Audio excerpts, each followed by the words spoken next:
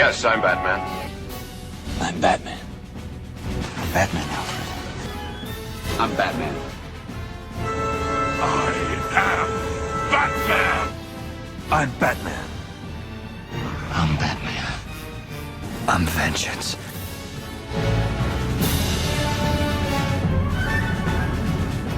Greetings, Bat Family, and welcome back to Holy BatCast, brought to you by Real Fans for Real Movies. Make sure you visit our website, holybatcast.com. It's your one-stop shop for all things Holy BatCast. You can also find us all over social media on Facebook, Twitter, Instagram, and YouTube. Just search for Holy BatCast and you will find us. And if you love the show, you want to help support us, you can do that on Patreon. You can go to patreon.com/holybatcast. You don't have to do it, but if you do, we love you just that much more. But seriously, thank you to all our patrons. It really does mean the world to us, and it just makes my life so much easier. So thank you for that. We're part of the Real Fans Podcast Network, so if you are looking for other shows to enjoy in your spare time, you can check those out at rf4rm.com. And as always, I'm your Bat host, Andy DiGenova. You can follow me on Twitter or on Instagram. It's just my name, Andy DiGenova. Now, this episode, we're going to do a little bit of everything. We are going to talk a little bit of news. We are going to review a spooky Batman book, and that is Batman Castle of the Bat, in time for some October spookiness. So we're going to do that. We are going to review the next episode of Batman Beyond, and then we'll wrap up with a couple emails, because that's what we do. So all kinds of fun. It is a buffet of Batman goodness. So even if there's something you don't like, I bet you'll find something you do. Joining me for all that, it ain't Jamie, because Jamie's busy, and it ain't Brendan, because Brendan's busy. They both have abandoned me. So my fears have come true. If you wait long enough, everyone will abandon you. So I'm all by myself, but there are other Bat fans and Bat family out there who are willing to fill in when Jamie and Brendan don't make me a priority. I'm not bitter about it, but they don't. They don't love me like they love their families, and I think I am part of their family, but that's okay. So joining me, I have a very special guest. He is someone who I've known for years online, but has never been on the show. And he's got his own Batman show. We share a lot of love of Batman goodness. And the reason he is here is not only is he a nice fella, but he also recommended the comic that we're going to review. And so that is from the Batman Book Club, Ryan Lauer. Hey, Ryan. Well, hello, Andy. That's a very generous and nice intro. Thank you. Thank you for the invite. It's funny. It's a weird reality we're in now where you can know somebody for years online and yet you've never talked to them. That's I know. It's fine. Like, really odd. Like I had to think about it before you joined, and I was like, wait, have we ever actually spoken? I don't think so. It's all been text. No, it's all been text. But no, I've been listening. Is it weird to say? I've been listening to your voice for years, but I enjoy your shows, the many different podcasts you do. I've written into this show quite a bit. I've written into Disorder a lot. So, yes, I proudly accepted your invite, and I am humbled, and I appreciate it. And I thought you were going to say, as Jamie's busy, he has plans. Brennan's busy, but Ryan, he's not busy. He never has plans. No, you just made me a priority, unlike those two ingrates. You showed me that you care, and they, whatever. No, seriously, Jamie is like, he goes, dude, I'm sorry, the rest of October is shot. He was like traveling for 2 weekends, and then his daughters, their birthday's on Halloween, and he's like, I'm sorry, October, I just can't do it. And then Brendan just bought a house, and he's moving into the house, which I guess is a good excuse, but, it's fine. With COVID now, too, it's making NFL happen like 7 days a week, so I figured that, messes with Jamie's schedule too. So I bet you're right. I bet he didn't go anywhere. I think he's lying. It's easier to just tell Andy some lies about my family. Yeah, I'm traveling. I have to celebrate my daughter's birthday. Sure. Yeah. No, I'm glad that you graciously accepted. Thank you for doing this, especially, with the time difference and everything. I'm glad we were able to make it work out. So yeah, what happened is a week or two ago, you randomly messaged me and go, hey man, like I know you love Batman and you love the Universal monsters. So you should check out this book. It's called Batman Castle of the Bat. It's on DC Universe. And I was like, wait, what? There's a Batman Frankenstein book? How have I never heard of this? And then I went, wait, I need something spooky as we're getting closer and closer to All Hallows Eve. And I was like, hey, Ryan, do you just want to come on the show and talk to me about the book? And you're like, yes, I do. But, we've got other things as well. Before we get to all that stuff, though, because it is your first time, you got to tell us about your Batman fandom and your favorite Batman movie. Ooh, okay. Let's go with fandom first. I've asked my parents many times if they knew what was the initial spark that got me into Batman, because I don't know a time in my life. I'm 33, knocking on 34, but I don't know a time in my life that I did not love Batman. And neither of them know. Like, they don't remember either. I've just always loved Batman. And so I'd have to say, because I was born in November of 86, that Batman 89 had to make a huge impression in some sort. And then my uncle had gotten me into comics with the Norm Brayfogle years. Mm-hmm. And then right after that was Batman Returns and Batman the Animated Series. So I just think from the get-go, I just jumped into Batman's world, and I've just been obsessed ever since. My fiance knew that she's going to have to battle out room in my heart with Batman my whole life. And some days he's winning, some days she is. When we move on to favorite Batman movie, nothing controversial. It's the popular pick. It's The Dark Knight. Okay. It was a time to be alive in 2008, and the build-up for that movie was so much fun. And then the movie itself, I love Christian Bale's Batman. That's my favorite. It doesn't mean I don't like any others. I love all the others, actually. But Christian Bale's turn as Bruce Wayne and Batman is my favorite, and I love Heath's Joker.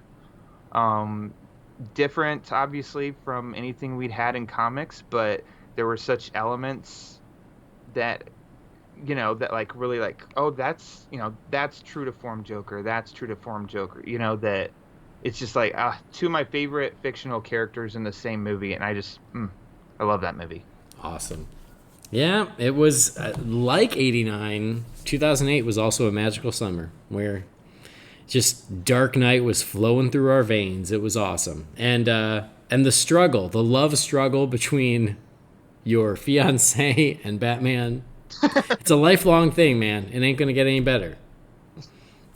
She's a wonderful woman, because she does not do any of the eye roll to anything Batman, or she fully embraces it. She knows that makes me. So yeah. She's like, hey, have at it. I've even told her I haven't bought that Lego Batmobile that's $250. And then they announced the Lego Batwing for another $200. And I'm like, that's $450 on Lego. And she's just like, you know what? It's your money. I'm like, this is why I proposed. That's why she's a keeper. That's exactly it. That's great. That's why she gets the edge over Batman. Right. Because she enables the Batman love. She does. Every gift for, birthday and Christmas, there's one Batman something in it. So. Excellent. Well, that's great. I like her. I've not met her. I've not talked to her. But hey, I haven't talked to you before now. But she sounds great. I support it. She is. She's a fellow Midwesterner. So there we go. Very cool. All right. Well, good. Glad to have you. Thank you for sharing. Let's kick off a little bit of news. Some things that have been happening over the past week or so. The first thing, it's not too monumental, but it's movement, and it's kind of interesting, and it has to do with a Static Shock movie. At DC, it's not DC Universe, at DC Fandom, it was sort of an off-the-cuff thing where oh yeah, there's a Static Shock movie in development. But they didn't really make it a big deal. In fact, it sort of just got buried amongst the conversation about the resurgence of Milestone, to the point where I even went, yeah, we'll see. But seems like there's a little bit of movement here, because they have announced that Michael B. Jordan is going to produce the film with his his Warner Brothers banner, which is called Outlier Society. Previously, there's someone else.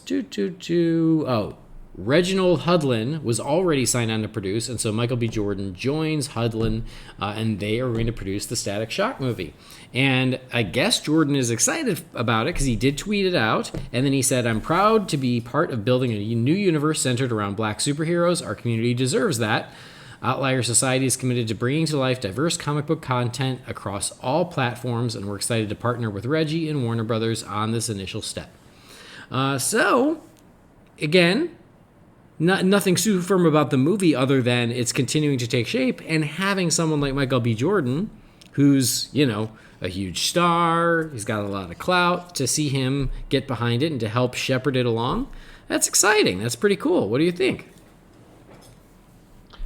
Well, as for the character of Static Shock, I don't know anything about Static Shock, but I will say, kind of as you worded us DC fans, for the years, when something is quote-unquote announced, we're like, okay, we'll see.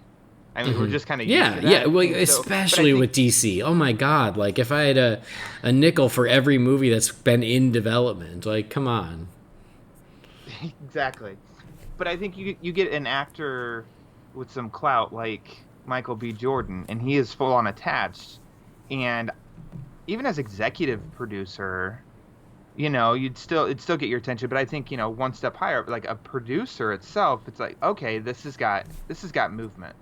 And then, of course, the reasoning, behind everything. I'm all for it.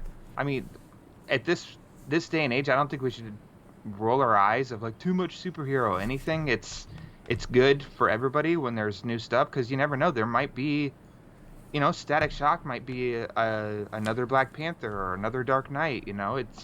We don't know until it comes out. So yeah, if somebody's got a good idea to make a really good movie, go for it. Yeah, exactly. Like I missed Static Shock too, because it came out in that era when I was like in college or a young adult, and so I wasn't watching anything. It was the same reason I didn't really watch Batman Beyond when it was new, is just because I wasn't paying attention to animated series at that time, and that's when Static Shock was a thing. I want to say Static Shock was like 2004-ish, somewhere in there maybe. I'm just guessing based on what I can remember. But anyway, yeah, I don't know either. Yeah, point is I wasn't paying attention. So, I haven't really watched the show. I've only seen sort of like when they brought the character into Young Justice a little bit. But I do know that there is at least one, maybe more than one, Static Shock episodes that have Batman. And so those have been on my to-watch list. So I need to do that. So yeah, I don't have a ton of like, familiarity or affection for Static Shock, other than the fact that he has a big fan base because of that show, and so I support it. And I also support the idea of more DC superheroes on the big screen, and I also support the idea of more diverse DC superheroes in live action. So all of that is good stuff, and yeah, again, Michael B. Jordan, big star, glad to see that he's passionate about it, and he's joining the team. I think that's great. I looked it up and read, but what we just said is all we know, right? Warner Brothers hasn't nailed a release date in 3 years down the road. No, or anything like no. That. It's just early development. Exactly. And he's attached. For real. Yeah. Okay. Yeah, that's it for now. So stay tuned, I guess. Yeah, we'll stay tuned. But yeah, I mean, any development is good development. Any news is good news, and that's great. I know that for quite a while, and I think you still could do this. A lot of people wanted Michael B. Jordan as Jon Stewart, as Green Lantern. Yeah. I'd still be all for it, but we're going to have to wait a little bit longer to see Jon Stewart or Hal Jordan, but we're not going to have to wait that long to see other Green Lanterns. Because another piece of news that came out recently is that we had already heard that there was a Green Lantern series in development for HBOMax, and looks like that's moving ahead. So this was ordered to series for HBOMax, Green Lantern, and it is supposed to focus on Alan Scott, Guy Gardner, Jessica Cruz, and Simon Baz. But there will also be featured parts for Sinestro and Kilowog, as well as some new characters. But They did not mention Hal Jordan, Jon Stewart, or Kyle Rayner, which is very interesting. So, working on this, co-written and executive produced by Seth Grahame-Smith and Mark Guggenheim. So Seth Grahame-Smith, wasn't he the first writer-director for The Flash? Yes. I think he was the first. That's what I was trying. I looked up his. I was trying to look him up too in preparation for this. I'm like, I'm pretty sure this guy was on The Flash. He got this ball rolling on the musical chairs of Flash directors. Yeah. So yeah, it's so funny. It was so long ago that he was on The Flash that most people forget he was on The Flash. You know, they kind of start with Rick Famuyiwa and they forgot that Seth Grahame-Smith was the first. But he also did Abraham Lincoln Vampire. I'm doing this from memory. Abraham Lincoln Vampire Hunter and Dark Shadows. Yes, you're correct. I thought Abraham Lincoln Vampire Hunter was fine, and I really liked Dark Shadows. So interesting. And then Mark Guggenheim, of course, from Arrow. So yeah, these are guys who have some nerdy cred. Apparently, Seth Grahame-Smith also did something with the Lego Batman movie. Yeah, I thought it said screenplay. Oh, I didn't realize he credit on IMDb. Oh, okay, great. But yeah, so they are going to write and produce and run this show. So no dates, no release date yet, but apparently it is moving right ahead. What do you think on this one, Ryan? I had to do a double take on this because I thought it was something that we'd already known. I thought when they did the announcement of HBOMax last year that they'd included the Green Lantern series, and so I was like, well, why are we dipping into this more? And then it was because of the Seth Grahame-Smith and Mark Guggenheim and being the showrunners and co-writers and co-EPs and stuff. So it's like, oh, kind of to me, like Michael B. Jordan for Static Shock. It's like, oh, well, this now has an attachment to it that's really going to get this thing going. And I think I'm kind of excited too that they're doing, I think it said 10 one-hour episodes, and I just kind of think that's a perfect amount for a season. Back when with some shows, you know, doing, especially with dramas, of doing that 22, 23 episode seasons, it's like we get a season of mostly good episodes where you cut that in half and we're going to get like, instead of mostly good, we're going to get like all excellent, focus, no fat to be trimmed. And I think especially with a universe like Green Lantern and with the amount of different characters that we'd have in this, that's just, I think that's a perfect amount. I think it's very exciting. Sure, we don't have the three, I'd argue, most popular Green Lanterns. I don't know if Kyle Rayner would be the most popular, but right. Between Hal Jordan and Jon Stewart, I don't know. I don't think that's nothing to be worried about. It gives them someplace to go if they want to bring him, if it does well and they want to bring him in later. But I think also it's good to give the spotlight to these newer ones like Jessica Cruz and Simon Baz. And then also way back to Alan Scott, bring him in too. So everything I read is exciting. I'm looking forward to it. And pulling up the Lego Batman movie, Seth Grahame-Smith did the screenplay, but then there's 12 other people listed underneath it. So yeah, okay. It was one of many. But he does say screenplay with him and then 4 others, and then he did the story by, but then all the rest are like Bob Kane, Bill Finger, and creators of certain other characters. But yeah, in the end, I'm excited. I've been waiting for more Green Lantern in some form because, much like the comic series, I think a Green Lantern story can be any genre that you want it to be. I think you can really tell a story that fits in to action, sci-fi, horror, drama, comedy. Make a funny one. It's something to look forward to, and I think with the team attached now, it should be in good hands. I think it has potential to be something awesome. Yeah, absolutely. I mean, HBO Max needs more big buzzy series to continue to gain more subscribers, and I feel like Green Lantern could be that. it's exciting. It is recognizable. It could be really cool and unique. So I think that's great. And yeah, it is very interesting to be like, oh, we're going to focus on some of the lesser known lanterns and save Hal and John for whatever. But I think that's okay. That's the beauty of what you can do with Green Lantern Corps or with these group of characters. So I think that's really cool. And especially with newer characters like Jessica Cruz and Simon Baz, like what a cool way to bring them to the forefront early in their lives, if you will. So I think this is awesome. And you're right. Like, yes, we knew the show was in development, but it was always one of those, oh, it's in development. Like we said. Yeah, what does that mean? And so now the fact that it actually has talent attached to it and that it actually has been ordered to series, that means, oh, it's not in development. It's actually happening now. So I think that's why it's news, is we're actually going to see this show now, which is great. But I'm a huge Green Lantern fan. I love the concept. I love the characters. And so more live action Green Lantern for me is really exciting. And yeah, this show allows them the freedom to follow different characters. And I think that could be really cool. So yeah, I'm excited about it. I think this is awesome. Yeah, and they've got also confidence is the wallet of HBO, you know? Yeah. And no offense to CW, because, I mean, I'm an Arrow fan, a Flash fan, but, you know, the CW, you know that they're limited by budget on some things that they can do. And so with something that would be, you know, special effects heavy, it could make you question a little if it was going to be on, you know, like a CW. But with HBO, who seemingly has endless amounts of money, that's a string of confidence too. But also more than that, it's like series associated with HBO just have this level of excellency, you know, like they go all out for great storytelling, and so that's also exciting.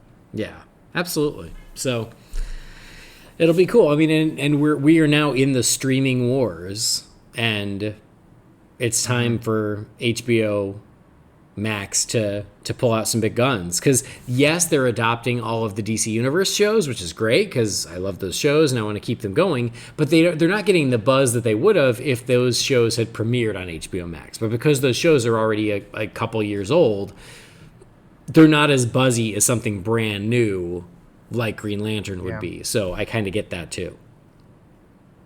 I think HBO Max to me is, as young as it is, it might be my favorite streaming service. On your Real Fans group on Facebook, I think somebody had asked that as a poll one time of what their favorite streaming service is. And I'm like, I think it's HBO Max, because there's just a well there that I cannot get enough of. And the fact they're going to start bringing more DC shows and like the old catalog and stuff in there too. It's like, it's already great. And they're going to add more things that I'm interested in.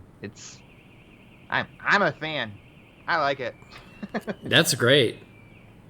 Although I do wish that this is so stupid, but I wish that the avatars that you pick is more than just a colored circle. I'm like, do something more fun than that. But it's like so minimalist that it's almost boring. Where I'm like, come on, like you can do better than that. You can be Tony Soprano, or you can be a Rorschach, or something. Be a Batman, Superman. Exactly. HBO catalog, but pick one of them. That'd be fun. I don't know. You're onto something. Because like that's part of the fun of like Disney Plus is I get to go on and I get to be Jack Skellington or Hades or whatever. It's extremely nerdy that causes a level of stress that it's hard to explain to someone. Who's like, well, I don't know. I really want to be Buzz Lightyear, but I also want to be Jack Skellington, but I also want to go classic with Mickey. Exactly. Exactly. I don't it's know important, what to do. But you can change it, can't you? Can't you change it when you want? Yeah, but then that's tough too. I know. I don't know. Nerd problem. This is the important stuff. I don't care what I can watch. I just care what character I can make my avatar. Because for HBO Max, you're right. It should be Batman. I should be able to be Batman. Well, once he's available, like that's all I need. I can't see myself changing that. So I don't know. Have your people talk to their people. I know you've got some pull. Yeah, I'll see what I can do. I mean, it's just like when I got DC Universe, that was one of the first things I did. It's like, oh, gee, Andy, which character am I going to pick? I don't know, maybe Batman. Yeah. Dude. You know who else gets to be Batman again? Robert Pattinson. Okay, I was fully unprepared for the smoothness of your transitions that are unchallenged by anybody in the podcast game. I forgot about that. Your segues. You know, waste your time for 6 years doing podcasts like I have. Your friend Jamie Magoo, it always made me laugh because I think he'd said, I know this has been a while, but he said the seggiest segue of all the segues. Oh, man, that makes me miss that guy. Yeah, I love that guy. So, yeah, Robert Pattinson, he's back, and he's battier than ever. He's out there Batmaning it up. I guess in Liverpool, but apparently also in Chicago? I'm not... Here's the thing. Yeah. Here's the thing about this. Is I'm only half paying attention because I don't want to see what's going on because I want to see the movie, but I can't help but see what's going on. So it's one of those things where like I see it, but then I keep scrolling because I don't want to get too deep. So I don't know where they are right now, but I know that they were back in Liverpool and they are either going back to or are in Chicago now. Yes. So right now, as we record, I'm in Jamie Drewley country, and in 12 hours, I will be in Chicago. I work out of Chicago, but I'm going back and forth thanks to 2020, you know. But they did film in Chicago some second unit stuff, and fortunately, so like you, I don't want to dive headfirst into absolutely anything in any picture or video that people get, but people say, you know, friends are like, hey, you're the Batman guy, so they send you. It's hard to not see something when it's like, hey, you have a text and you open it and bam, there it is. Yeah, oh, totally. But the stuff in Chicago, it was, I mean, I don't like to say what is or isn't spoilery because, like, I can't tell someone what they think is spoilerish or not. But to me, it was very basic stuff.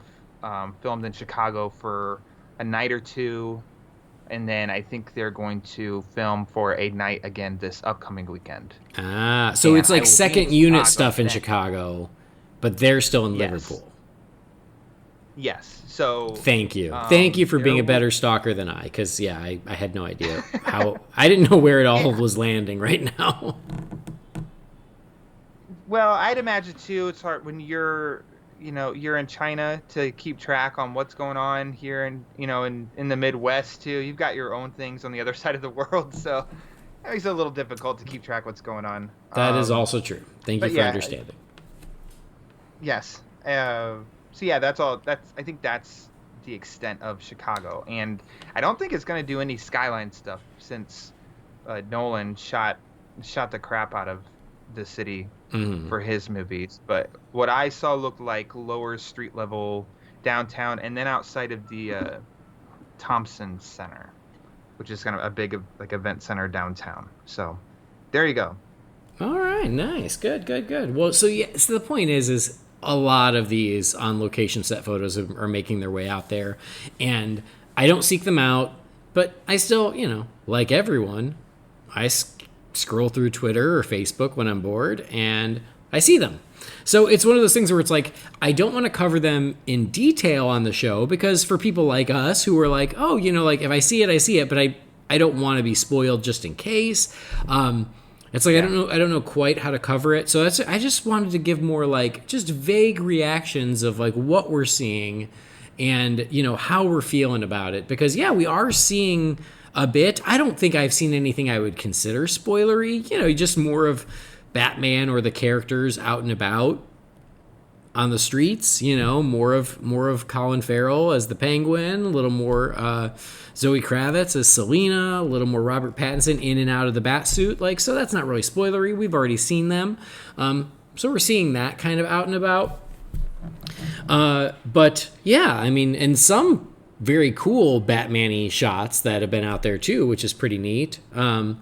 It also looks like there's, so yeah, anyway, okay. I said I wasn't going to share details. I'm not going to share details. But the point is there's stuff out there. I know that people have seen it, but I also don't want to be the one to like reveal it, because I know that y'all have the internet. You can find them if you want, and I want this to be a safe place. But the point is, Ryan, from what you've seen, how you feeling? Is stuff looking good? Give you concerns? What are you thinking? I'm liking everything that I'm seeing. I liked the suit way back in its reveal, because I kind of feel like Reeves is playing a long game, and by starting so rough and assembled himself with, what do you want to say? It's such a almost like a kind of rookie costume. It gives the story somewhere to go. It gives the character someplace to go. The Riddler being dressed up as he is, it gives him someplace to go. What we saw in the trailer of Selena gives her some. You know what I mean?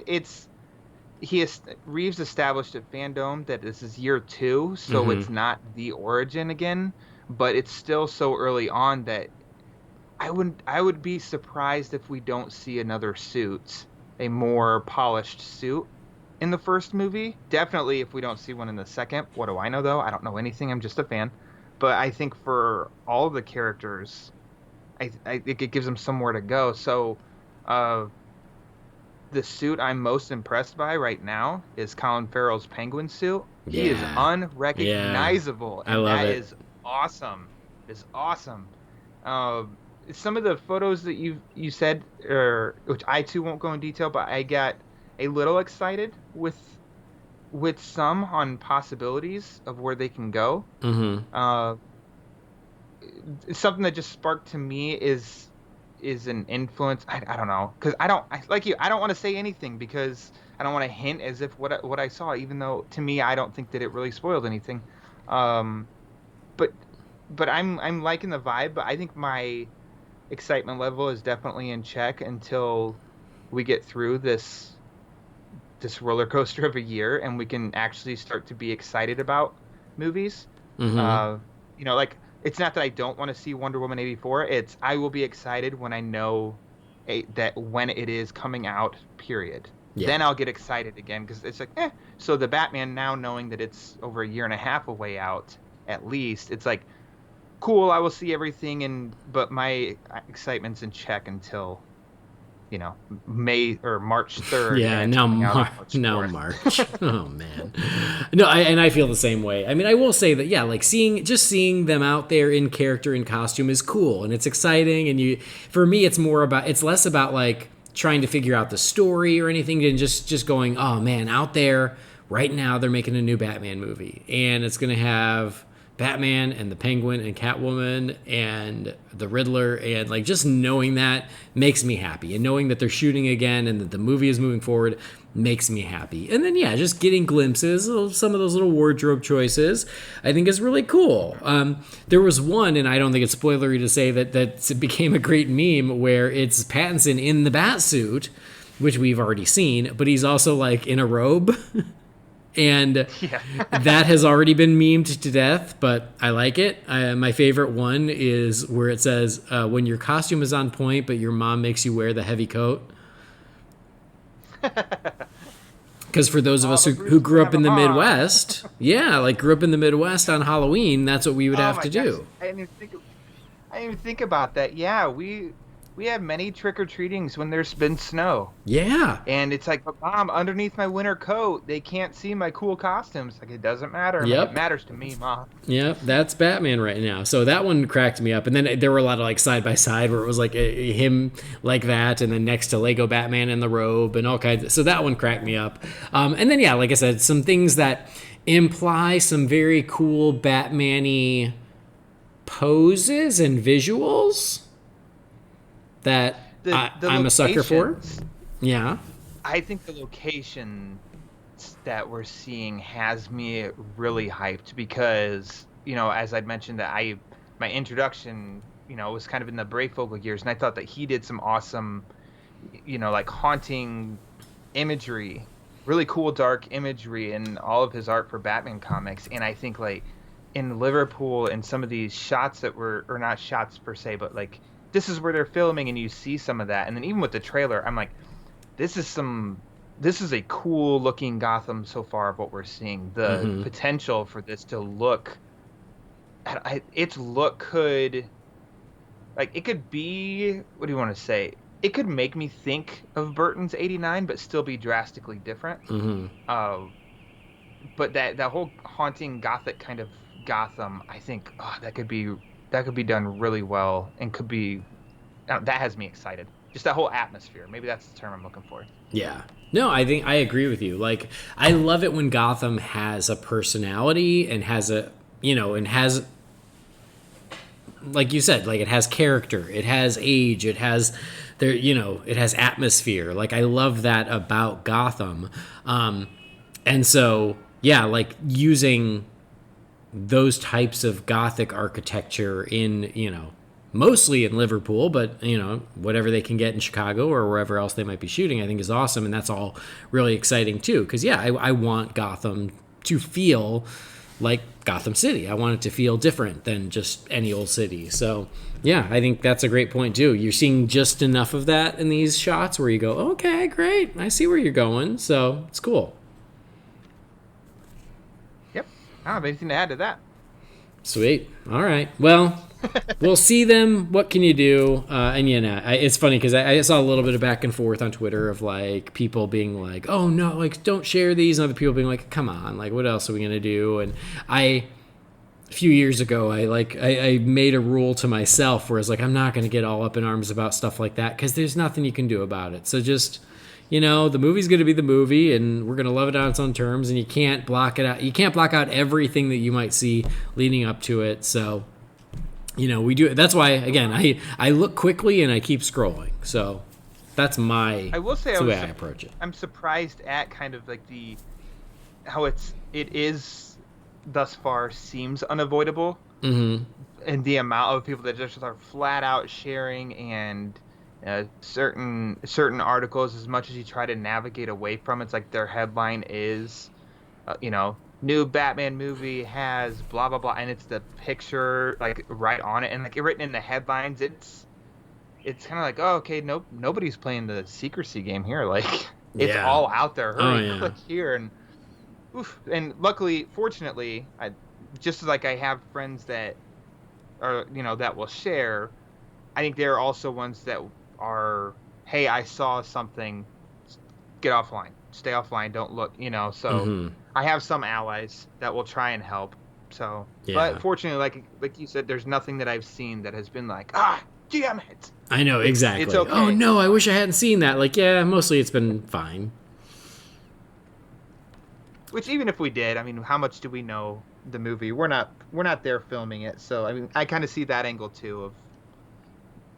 There's so much we don't know that a picture's not going to ruin something for us, but right, slippery slope, I guess. Yeah, I know, I get it, and I think part of the reason it is so unavoidable right now is just because there isn't that much other news. Like, so it because movie theaters are shut down and new movies are not coming out, like so and.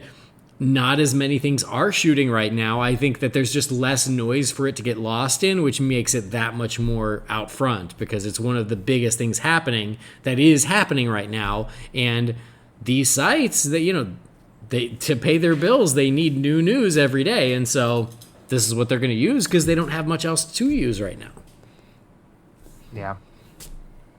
I mean, if anything, it still just kind of backs up that Batman is one of the most popular still, so for that I'll forever be grateful. Yes, I agree with that. It is nice to see that because like every once in a while you'll hear a hipster go, "Oh, I'm so over Batman, give Batman a break," and I'm like, listen, I love Batman, okay, and I will take all the Batman. So if you don't like it, that's fine, but don't tell me that we want less Batman. And you see that, and then something like this happens, and it's like, oh no, actually, people are still psyched for Batman. They can't wait to see pictures of the new Batman. They're already talking about the new movie. So all that's all really cool and exciting. Yep. So it's good to be a Bat fan. It is.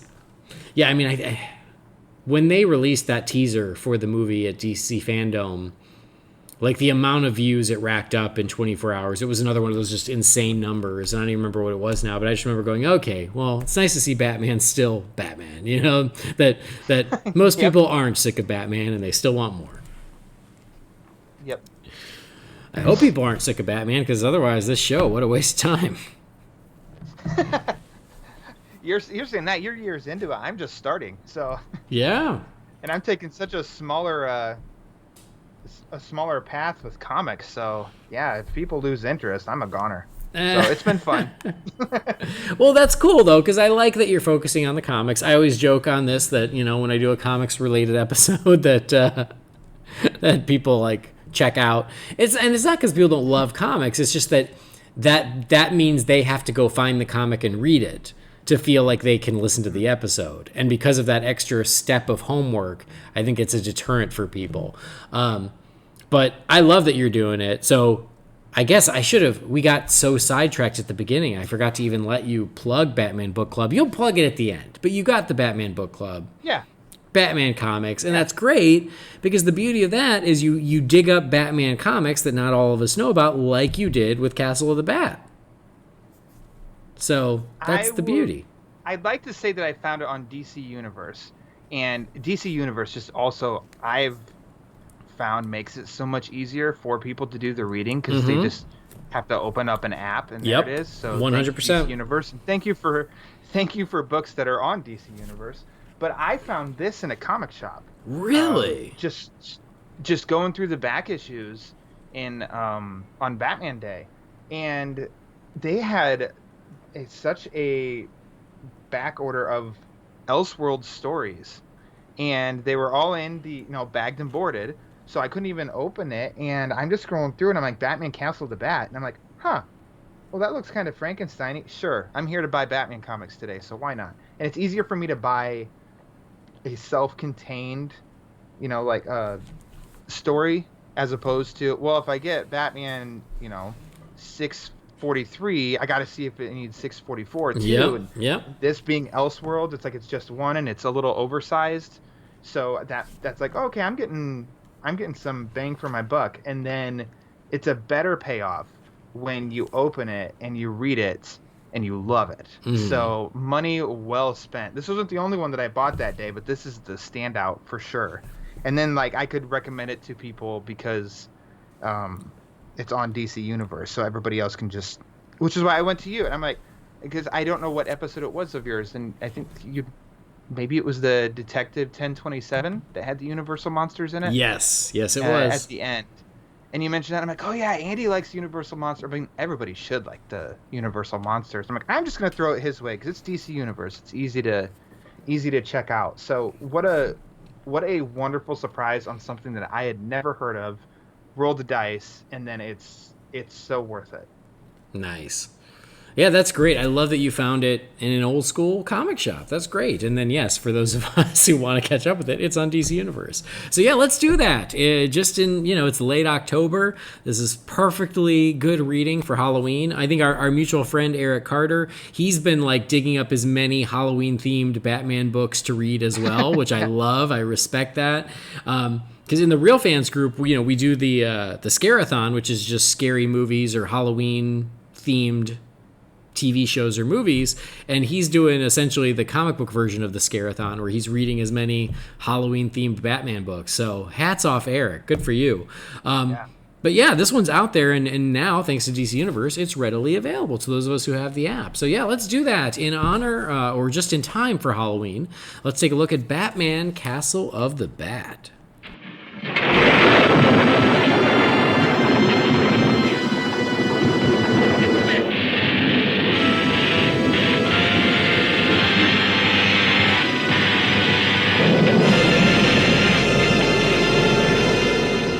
So again, thank you for the recommendation. And here's the thing. I committed to doing this with you before I even read it, so I didn't even know if I'd like it. But I'm like, yeah. It's Batman and Frankenstein. I'm probably going to like it. Even if it's not good, I'll probably like it. I'm the guy who loves Van Helsing. Is it good? No. But I will watch it because I like that world that much. I'm with you. I'm with you on Van Helsing. I know it's not really a good movie, but it's fun. Exactly. It is the guiltiest of guilty pleasures because the first time I saw it, my heart was broken because I was so excited for it. And then it was what it was. And I was like, oh no, this was not the way this was supposed to go. And then after I got over that, I'm like, yeah, but it sure is pretty, and Hugh Jackman and Kate Beckinsale, they are sure good to look at, and it's still monsters, it's dumb as hell, but I like it. Yep, we've all got them. Yeah, exactly. It's don't want to admit it. We've all got bad stuff we like. Whatever. Yeah, it's part of it. So that's why I was like, listen, even if I don't like it, it's still Batman and Frankenstein. I'm probably going to enjoy the attempt as much as anything. So yeah, anyway, it is officially an Elseworlds because it has the little Elseworlds logo. This is, again, Batman Castle of the Bat. If you guys want to give this a read, it is, let's see here, written by Jack Harris, art by Bo Hampton, and yeah, I don't know what year this was because in the digital version it doesn't say. Do you know when this came out? I want to say 1995. It doesn't say in the actual. Well, let's see how you did. How about that? Book. Batman Castle. Oh boy. 1994. You were so close. So close. Ugh. It's okay. That's Respect. Right, so I'm disqualified. Nope. Close. 1994, and yeah, it's an Elseworlds that combines the two great tastes that are Batman and Frankenstein. And I read it 1.5 times in time for this episode because I read it because we were going to record a couple days ago. I read it then, and it's so funny because I thought we were recording, and I tell my girlfriend, I'm like, oh, I've got to read a comic before we watch anything, and she's like, well, how long is it? And I go, I don't know. She goes, what do you mean you don't know? I'm like, I haven't even seen how many pages it is. It could be The Dark Knight Returns and be super, super long. It could be really short. I have no idea. And it's a pretty quick read. It's 65 pages. And so I read it, and then we delayed the recording by a couple days. And then today, so when I work, I have to go to and from work on a bus. And I was like, oh, I'll read it on the bus on my way home. And I got halfway through it on the bus on the way home, and I started getting nauseous. And I was like, I can't. Because reading in a bus, not great. So yeah, I only read it 1.5 times, but I think it's good enough. And we're not going to do like a super hyper in-depth page by page breakdown of it. But we'll just talk about it. So you recommended it. You already kind of said you like it. So yeah, give me your overall thoughts on Castle of the Bat. Well, just by the cover, I guess I didn't know where this was going to go. Mm-hmm. I just assumed that, just looking at the cover, knowing that it's Elseworlds, I just figured Batman was Frankenstein and he was loose and people are trying to stop him. Because I thought, oh, okay, that's kind of like, that's what my impression would have been. And the story, that is not true. That's not what happens in this. And yet to me, it's like, it's a quick read, but it's not like real quick read. Yeah, it's like a good, depends on how fast. It's a good solid in between, because like the regular 23 page ones that we read, like, gosh, I get through that in like 10 minutes, but it's not also like a huge commitment of 250 pages. It's a nice in between. Yeah, those are what I call like my toilet issues. Like, okay. one visit, boom. But I'd have problems if I got through all of this in one visit. But it moves, I think, because it's dialogue. It doesn't have a lot of like the internal monologues and story setups and stuff. And I think that's what makes it flow, is with its pacing. But I really like how, I don't even know like where to begin. Bruce is Dr. Frankenstein, basically, and he ends up making a monster. But the connection between the two, I think, is creative. Mm-hmm. It really zones in on that universal monster appeal, where the movies, yes, like by today's horror standards, they're, they are PG, but the ideas are quite macabre, Mm-hmm. And I think this kind of has that. The story is a little like, holy crap, this is kind of twisted, but not in a gratuitous way or just like, oh, this is garbage. It's kind of interesting. I love the setting. I think the art's gorgeous. I really like this. Like, I think it's kind of a painted style. Mm-hmm. And I don't think by the end that there's really any threads that weren't tied up. I think everything kind of got solved, and I think it's just kind of a really cool Elseworlds story that I think for me, it really shot to the top of that Elseworlds line of, I really, really like this one. And then I reread it again in a sitting last night, and it kind of just confirmed it. And I was only my second time reading it. So sometimes, unfortunately, you're hyped about something the first time, you revisit, and it's like, give it some time and distance. But this, on second viewing, was just as enjoyable. So I really like this one. I'm sorry if somebody ends up reading it and hates it, because I'm really talking it up. Listen, they can get over it. It's Halloween. You want to read your Batman Frankenstein book. Like, again, like I said, even if it's bad, it's still kind of good. And it's not bad. So I think people should read it. Like, seek it out. It's fun.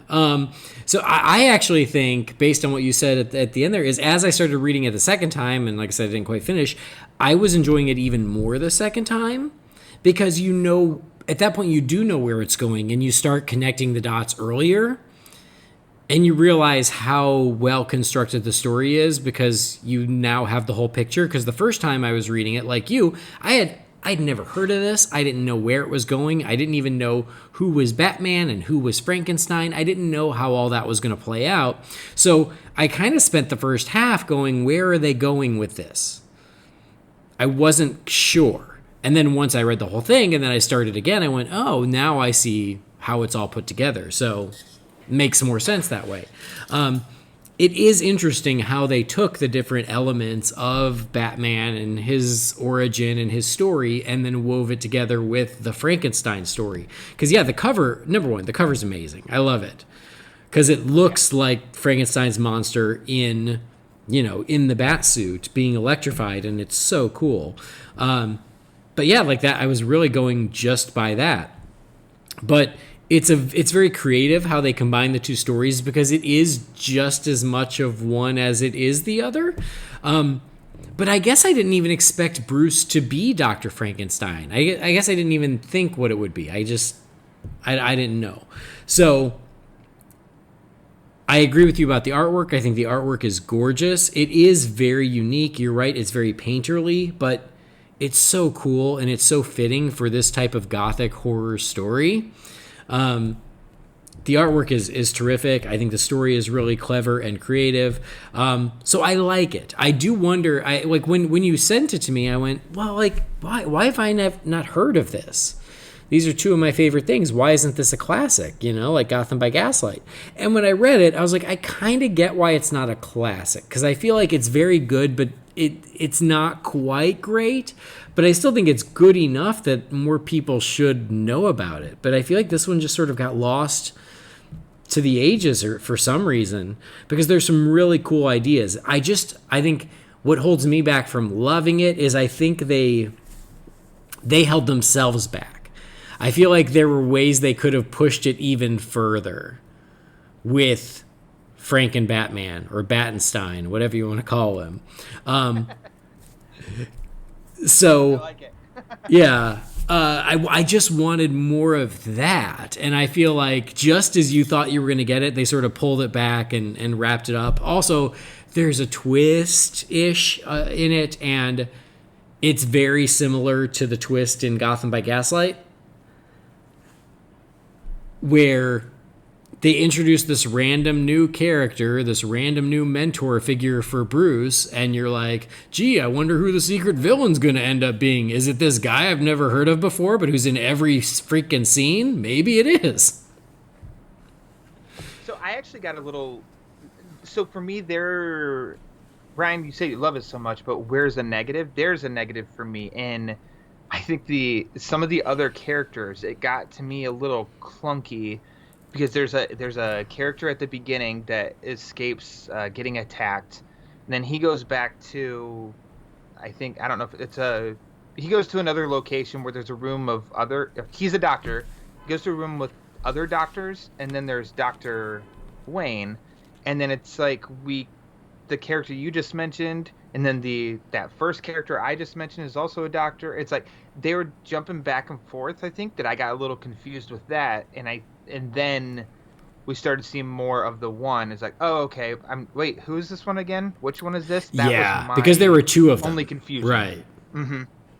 and one is a lot more important than the other, which you end up finding out as the story goes along. But yeah, kind of like you were starting to get, hints, but also like I just thought I wasn't figuring it out. But that's a me thing. I don't think when I watch or read something, I'm not trying to play detective to figure something out. I think I just give me the story and then I'll just be surprised. I mean, I still to this day can't figure out which person's the killer in a Scooby-Doo episode, so, which is pathetic.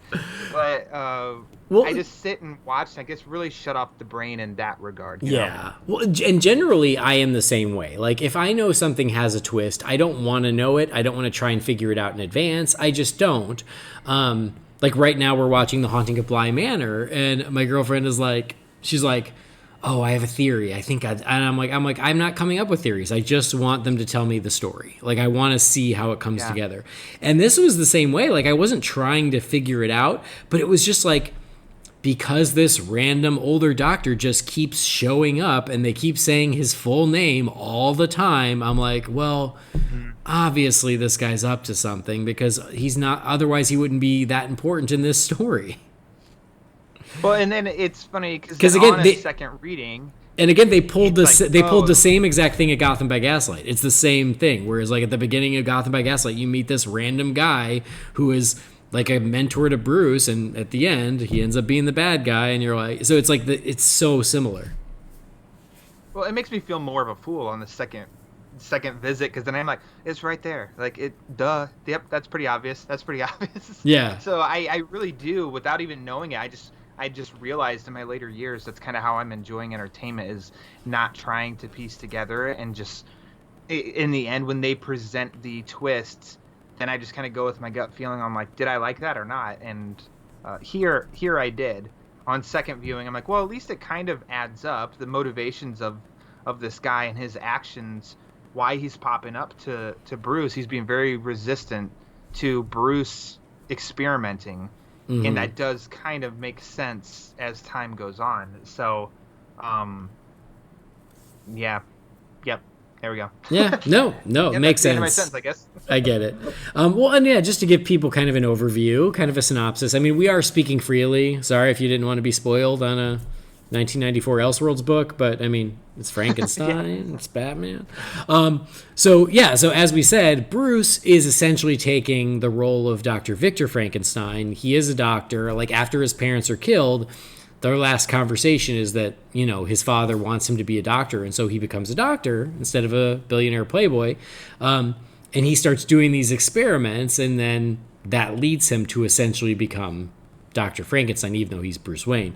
But the kind of the interesting angle is that he's not just trying to build a monster just to build a monster. He is trying to build a body and bring his father's brain back to life, which I thought was a really clever twist on the Frankenstein story.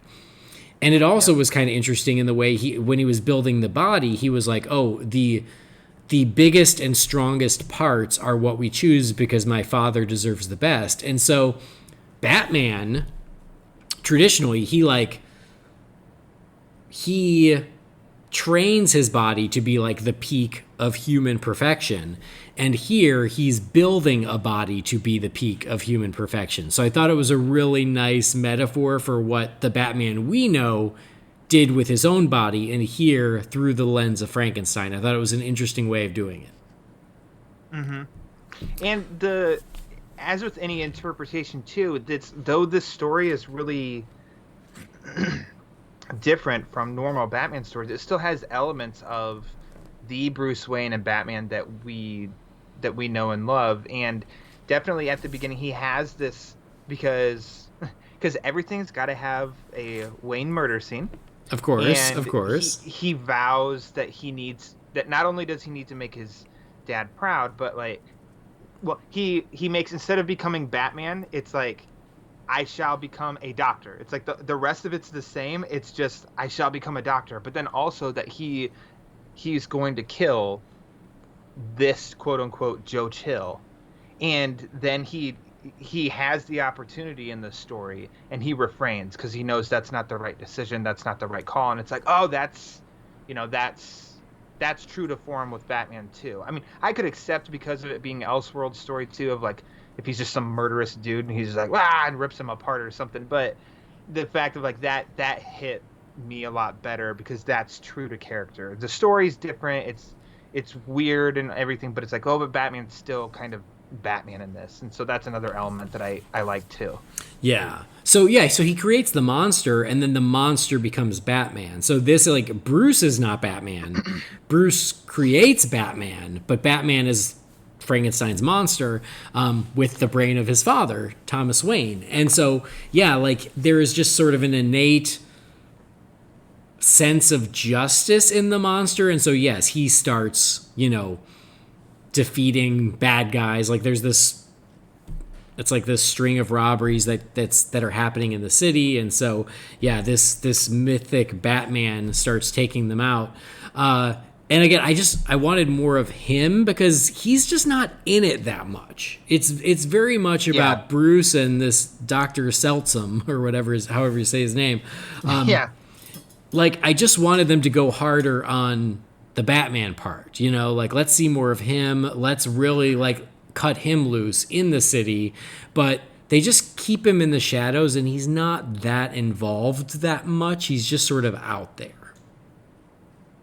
Yeah, so that's something I noticed too upon a second reading was how long it took until we did get to they call him Batman, I think is what some of the town folk call him. In which I'm looking at the actual issue, and it's kind of funny. I'm sure this was not an artistic choice. It's just worked out this way. But you look at the book, and it's like the front half, just a little over half of it is like a white pages, and then you look, and then it's black pages. And so when you open it, when the black borders start, it's like right when things get cranked up to an 11, and Frankenstein is born. And I think that's just kind of cool. Yeah, when it goes to black, is that... I mean, right out of the movie Frankenstein, of he's what do you want to say? He's being the monster's being pulled up by the chains, and there's the electricity coming through and everything. It's a really cool shot, and that's right when the pages start to get black, and that's when the story takes off and the monster's born. But yeah, I think it's. Yes, like I totally agree with you now for sure of like give me more of that monster. There is a lot of setup, which definitely works for me, but that would be cool if this was even a little bit longer and had more of this monster. But I have a question for you that maybe you can answer for me. Is the opening page attack so that doctor I'd first alluded to that he escaped an attack, well, on this busy road, that's kind of like that's almost like a part of the story is there's these guys called the highwaymen who rob people traveling on a road. Right. And this one highwayman is trying to attack / rob this carriage going by. And then it seems like the Batman monster attacks the highwayman and saves the doctor in the carriage. Yes. But then I'm kind of confused of like, what is that when the monster's not created until it's because halfway down the story? Yeah. Most of the story is a flashback. So the story opens, I guess, quote unquote, in the present. And yeah, this guy gets saved by Batman, and he shows up where he is, and we meet Bruce Wayne, and he's like, oh, the Batman saved me, and then Bruce goes home to Alfredo. So his version of Alfred is like a hunchback, and his name is Alfredo, and he looks like Alfred, but as a hunchback. And he goes back to Alfredo, and he's like, oh, the Batman was seen again, and he's like riddled with guilt because he holds himself responsible because he created him. And he goes, yeah, but it all started, that night that I was coming home with my parents. And so at that point, that starts the flashback. And then the next, the majority of the rest of the book is still all flashback until the climax. Okay. Yeah. Okay. That makes... Got it. See? You've read it 1.5 times and you've got it all pieced together. I do not. That's okay. So I'm getting there. Yeah, and I don't mind the build up. for me, that actually worked. I think it was just, I feel like once we've got Frankenbat, like at that point, like you crank it up to 11 and let's get this show on the road, and you kind of just get one cool sequence with him, and then we're just back to more of Bruce torturing himself and whatnot. So I will say something I thought that was really cool was that there is a literal bat hound in this. Yeah. Yep. So he has a bat hound, so it's his dog that he experimented on, and so it's a dog with the head of a bat, and it's so awesome. Like, that's so cool. And then that, sort of even comes back later where, and again, like, and this is where I feel like the ending is where it lost me a little bit, because Frankenstein doesn't stay Frankenstein. He also starts transforming into a literal bat, and it's like, it almost felt like one too many things, like where it was like he's either Frankenstein or he's Man Bat, but like he sort of becomes both. Well, I think so that worked for me in the sense of only because, like you said, the bat hound part is like he even explains of what he injected into the dog. Of a bat to like and it sort of morphed him into that, and so that's instantly what I thought later on with the Frankenbat, we'll call him, like you said. So that part worked for me, but it does get, I'm gonna say, batshit crazy. It kind of does, but I'm all for it, and I think why is because I didn't realize until you even said it. Well, we're so limited with this monster. Sure, why not? Just blow the doors off the place. And it's something else that's really out there is it's explained the masks of these highwaymen burglars, and it's like they're playing Leatherface with some masks, but they don't inject it with a special fluid. So therefore, which is what is used to preserve all these body parts, which is what Bruce uses to create the monster. If they're not contained in this fluid, then basically they just get old and rot. Well, the old and rotted faces are what the highwaymen use to rob people on the trail, and that to me is such a man, it's just a disgusting idea, and I'm all for it. Yeah, no, I loved the highwayman and the look.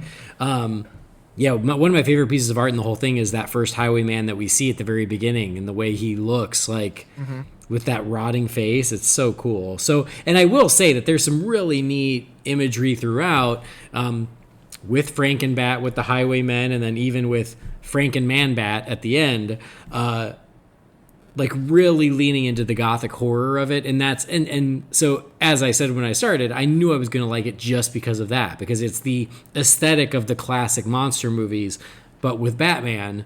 So I love that. I just think that,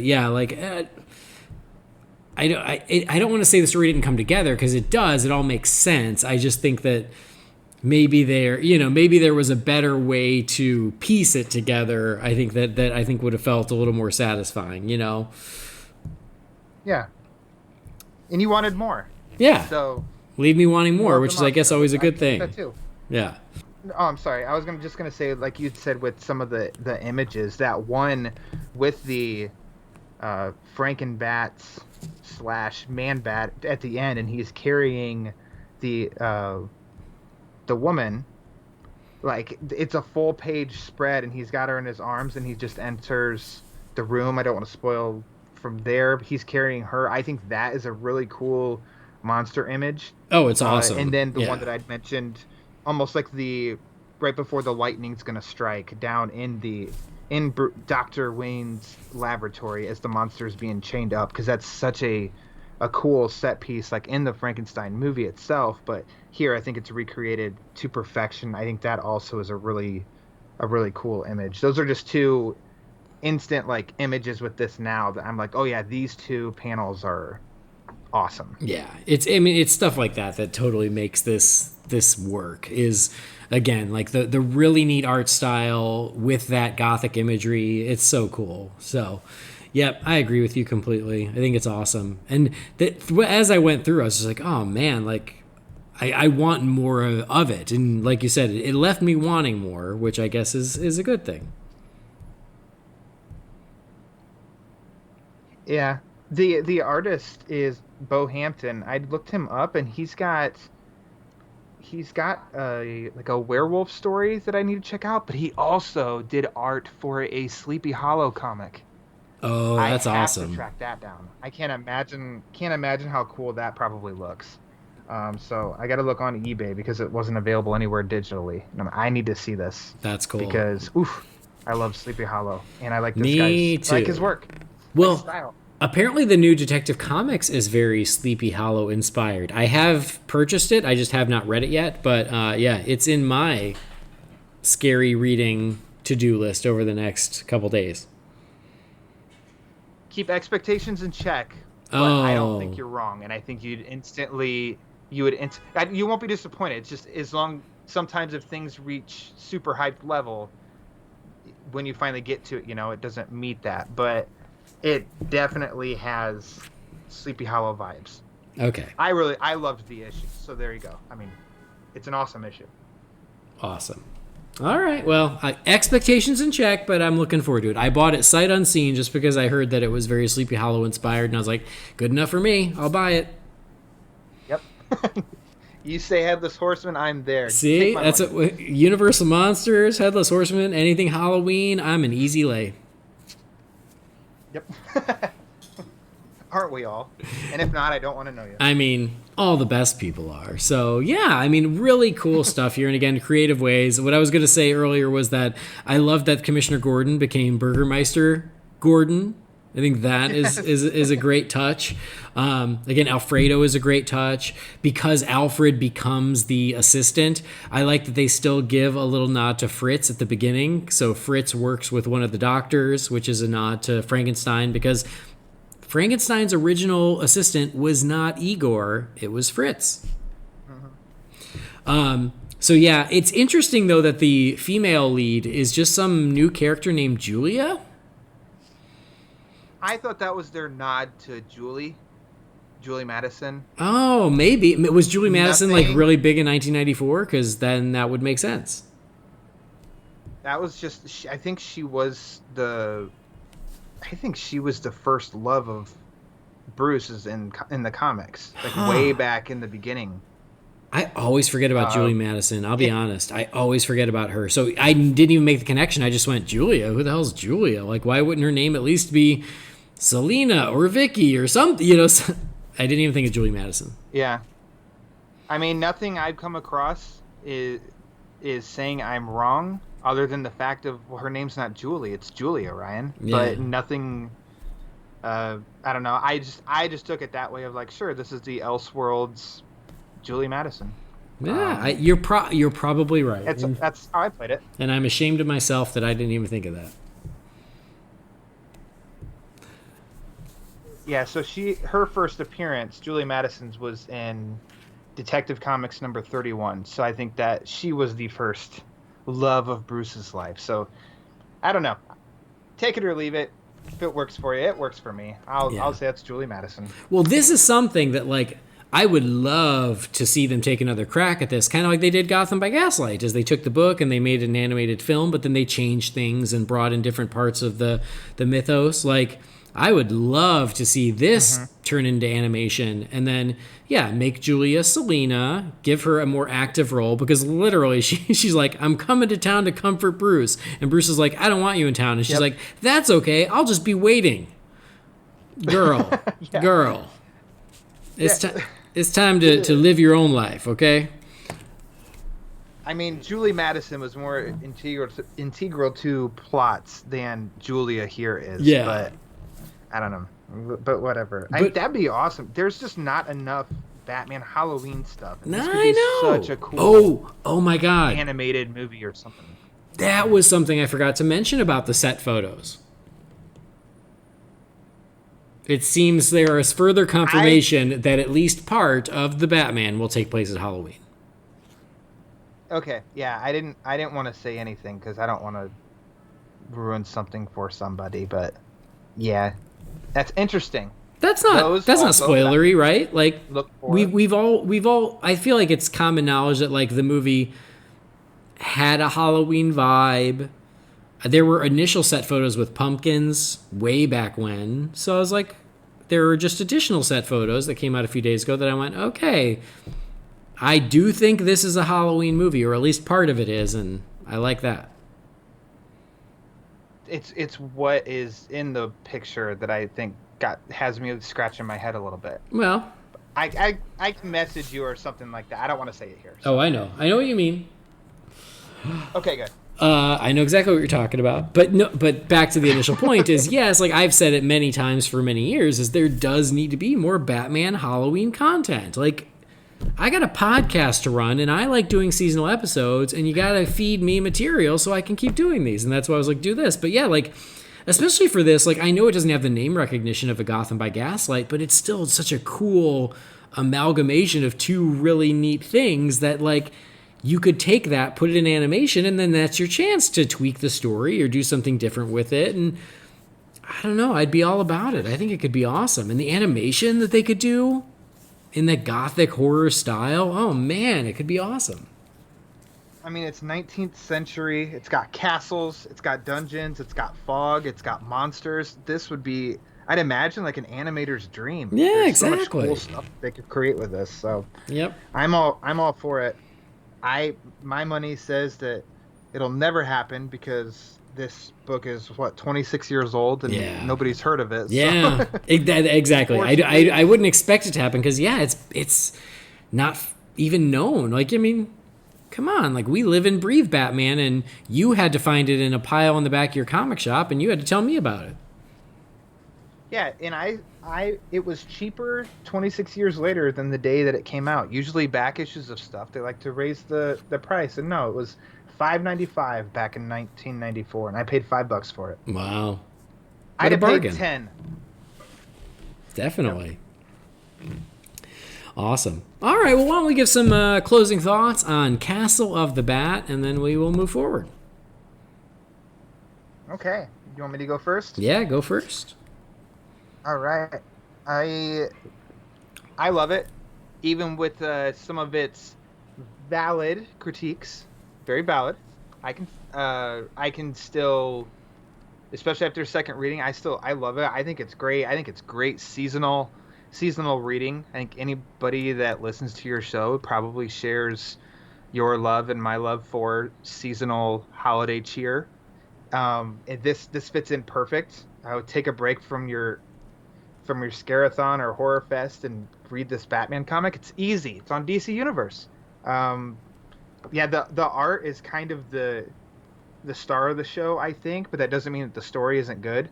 There's a couple of clunks along the way, but in the end, I think it does snap together pretty good, and it's a unique story that I've read twice now in less than a month, and it's going to become yearly reading for me at least.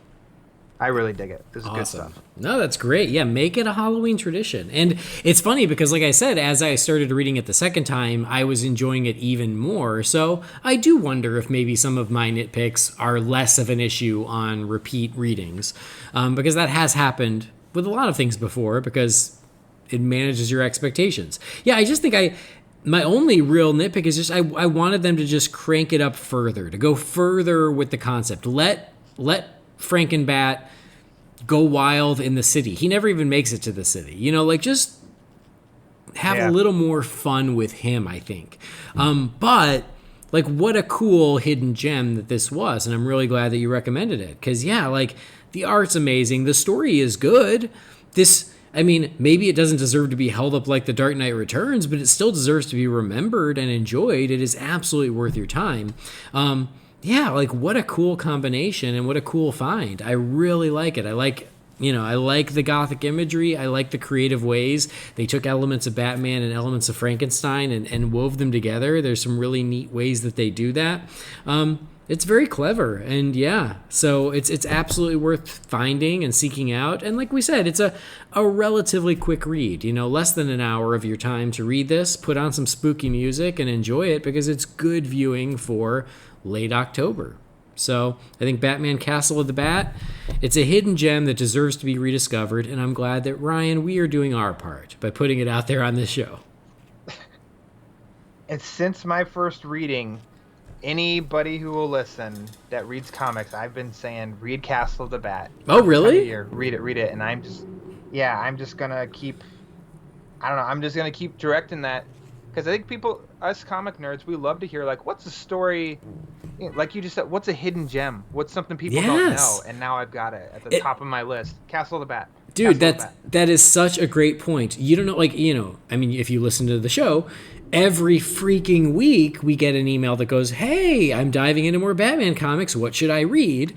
And the answers are always the same, Dark Knight Returns, Batman Year One, Killing Joke, Hush, Long Halloween. Like, it's always the same. And I'm not saying anything bad about those books, but like, oftentimes people are like, yeah, I've already read all those. What else? Well, here you go. This is your answer. This is a what else. Like, it's readily available if you have DC Universe. It's not too big of a commitment, and it's really cool and unique and different. Like, give this one a shot. So for everybody out there who is looking for something to read, this is a great find. So kudos to you for finding it.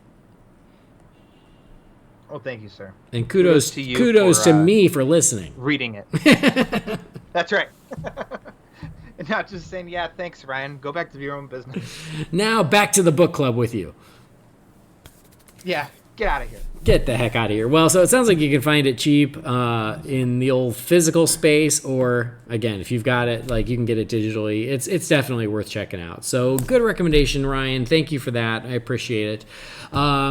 And here's some good news. Like, it's good for Halloween, and I have another little something for Halloween planned for next week, folks. So, I mean, again, you guys know I'm desperate for Halloween content, and I love always being able to bring Halloween content into this show. There isn't that much Batman Halloween content, so I'm doing something a little off the beaten path, but it's still Batman adjacent. So we're going to have 2 Halloween-y episodes this month because I just can't help myself. So keep an eye on the space. There's more coming. Yeah. All right. Well, because we are just crazy and we just can't get enough, we continued on, and we also watched an episode of Batman Beyond, because taking advantage of that DC universe while there's still videos on there.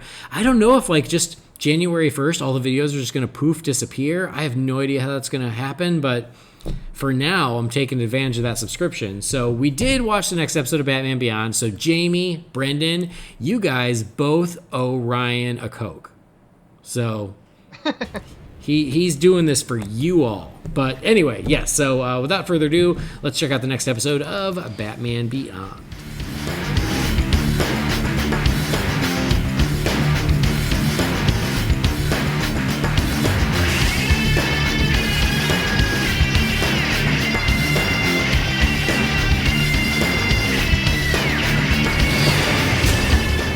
So, this one is Batman Beyond Season 2, Episode 17, Armory.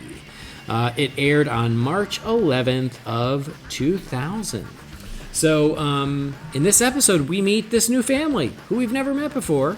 There is a teenager who is one of Terry's friends from school, his mom, and then his mom's new husband, this rich new stepdad who makes a ton of money. He's putting this his new wife and his new stepson in the lap of luxury because he is a weapons designer. Turns out his company is doing layoffs. They laid him off, and he can't find a new gig. So he makes a deal with this shady guy that if he can put together this special weapon, there's another government overseas who will pay him handsomely for it. And so this man, he's not a bad guy, but he does create a villainous persona of Armory, and he starts breaking into Wayne Powers and I think some other places to steal the components for this weapon that he's going to put together and sell to make sure that he can keep his family in the lap of luxury. And so he is Armory. Batman chases him. They fight a couple of times. Eventually, his stepson and then his wife find out that he's been this new villain in town. And he's like, the jig is up. I'm sorry. It won't happen again. And then this other shady dude turns on them all. They have to take him out. And so he does confess, and they're pretty lenient on him. So he's not a bad... Just because he's a bad guy doesn't mean he's a bad guy. And that's Armory. So what'd you think of this one, Ryan? Were you trying to do a Wreck-It Ralph reference there? Of course I was. Of course. Good. Okay, perfect. Love it. So watching Batman Beyond has not been a chore because during this pandemic, I've gotten really bad of buying things online. And Batman Beyond, the collector's Blu-ray edition with the Funko Pop, it was on sale from Amazon one day for like $49. And I said, it's Batman. I've got to get it. So I pulled the dice then. I haven't seen many episodes of this series, and some have been better than others.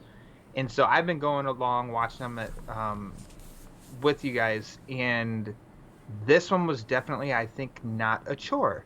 I have no idea what your opinion is, but I feel like this one kind of, it moved. It was good, even though Terry wasn't the star, really. Mm-hmm. It kind of gave a 3-act structure for a villain. And I think what kind of redeemed it a little bit was almost like I know it's a cartoon, but it's almost like it's a relatable situation that you can understand the motivations of Armory as a husband, as a stepfather, and a fear for many of us, especially as I get older and realize more friends that have kids of, the trouble that we'd be in, the desperation we'd be in if we lost our jobs. And I know I'm thinking really deep into a cartoon for that, but it was relatable to me for sure. And the escalation of him, I'm just going to do this once. Well, that never happens because he succeeded, so he hops in again, and he realizes how dangerous he kind of is, and he doesn't want to do that. And I think the cool part is the redemption that he's provided an opportunity to redeem himself. And not all criminals can kind of do that. They get caught when they're in over their head, and then it's off to jail. But he made the choice. So he's not an all-out villain. He was doing it because he was desperate, but needed...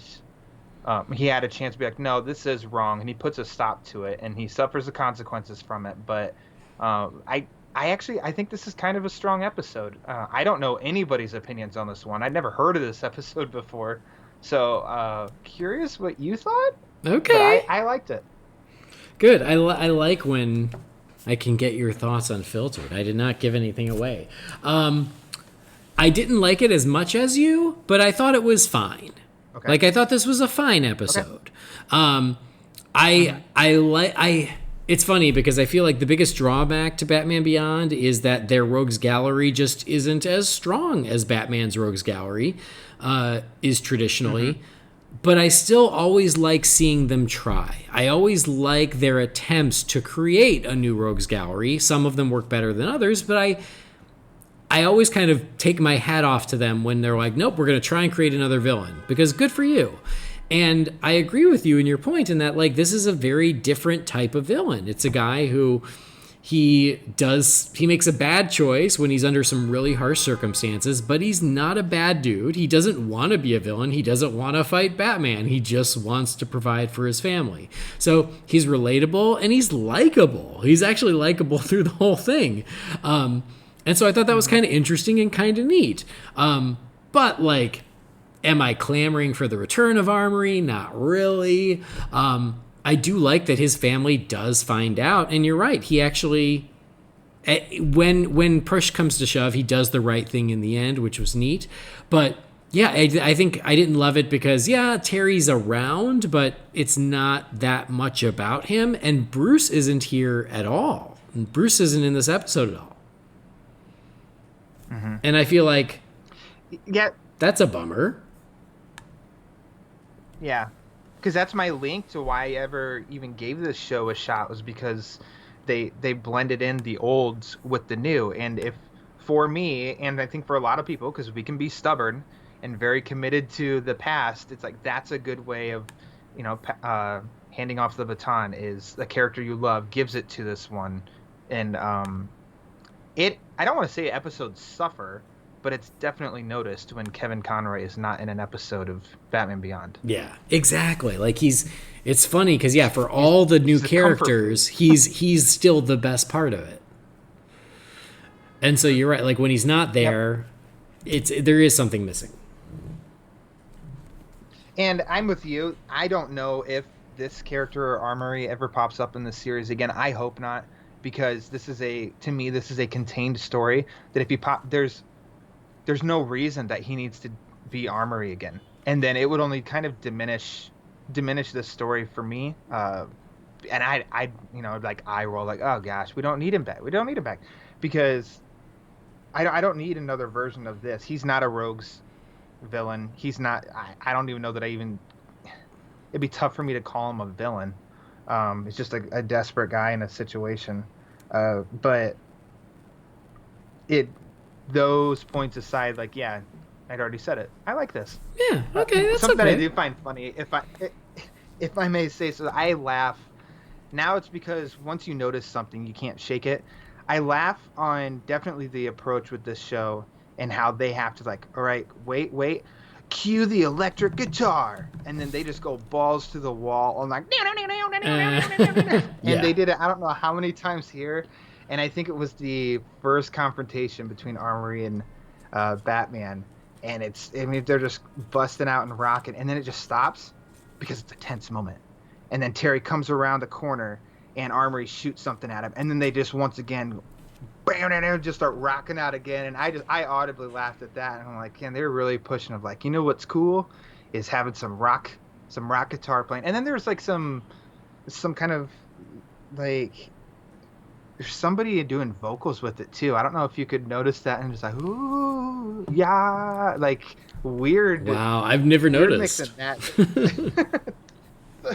So yeah, on this one especially, and that had me laughing. I'm like, okay, there's my complaint, I guess, of the episode is whoever's in charge of like the music. It's, you can dial it back a little bit. It is okay. Funny that the same thing. I agree about the music. Is I feel like the music dates the show, which is ironic because the show is set in the future, but the music feels so, of its time, late 90s, early 2000s. Mm-hmm. Yeah, in a ironic. Yeah. Irony in its finest with that and beyond. And I do like in this episode, there's like a moment where they're like at the music store perusing CDs, and I was like, oh, they got that wrong. Yep. that's not a dig at the episode, but you never know. Yeah. Everything will be available in an invisible cloud. Right. That's the future. Who knew? Well, now we do. Yep, but not them. Yep. All right. Cool. Yeah, I think your points are valid. I thought it was fine. I thought it was a painless one where I went, oh, okay, yeah, it's fine. But yeah, it wasn't like an amazing one, but it was all right. So yeah, what would you give this as far as letter grade? I go a little bit higher and just say a B+ for me. Okay. It wouldn't be if somebody said, what one episode of Batman Beyond should I watch?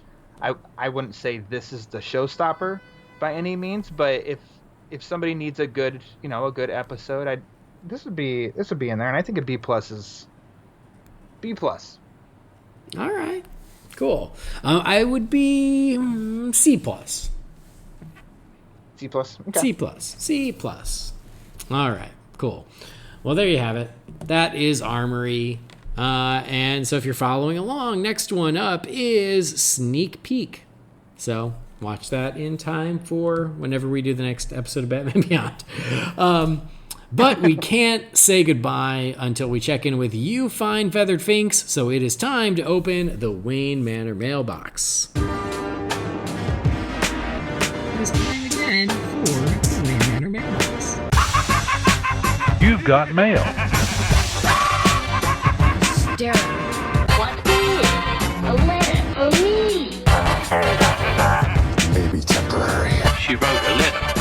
You're one hell of a messenger. This is all, Master Wayne. All right, let's do a couple emails, then we'll get the heck out of here. This one here is from James. It says, hey guys, I hope all is well. After listening to the last episode, which was a comic book episode, I was wondering if you read any Ninja Turtle comics. I know that you guys are fans of Ninja Turtles, just like me. My two biggest loves as a kid and still now, have always been Batman and TMNT. I loved the Batman vs. TMNT comics and the animated movie of seeing my favorites in the same universe. So here are my questions. Would you have liked to have seen a movie with Keaton's Batman and the 90s Turtles set in the Tim Burton Gotham City? How incredible would that be? 2, will any of you be reading the latest Ronin TMNT comic miniseries? Thanks, guys. Keep up the amazing work, and long live the BatCast. Thanks, James. I appreciate the message. I am a huge TMNT fan. What about you, Ryan? I bleed green. Oh, good. That was another one from, I don't know when it started, but yeah, that was an obsession, was Turtles. And still to this day, I've been loyal ever since I shot out of the womb to the TMNT boys. Love the Turtles. Nice. Okay, great. All right, so the questions. A 90s Batman Ninja Turtle crossover movie? I assume he's talking the cartoon that we all know, the original cartoon. No, he's talking about like a live action movie. Keaton's Batman and the live action Turtles. Oh, the first Turtles. Oh, absolutely. Yeah. That would be awesome. Because it's obvious that the first Turtles movie was kind of influenced by Batman, right? Mm-hmm. Yeah. And I think the comic, like the comic adaptation of the movie, when Raph walks out of the theater, I think on the marquee is Batman. It's Bat Dude, but yes. Bat Dude. Okay, sorry. I'm not a fan. Take my geek card. I mean, I think I remember it saying Bat Dude, but I could be wrong. I mean, maybe you're right. Okay. But still, your point is valid. Okay. That's a mashup that would be awesome. Flat out awesome. Yep, I agree, man. That would be awesome. I'd be all for it. And then as for reading the last Ronin TMNT comic miniseries, I don't know what... I obviously haven't been paying attention because I don't know anything about that. So I don't have plans to read it, but if I come across it, maybe.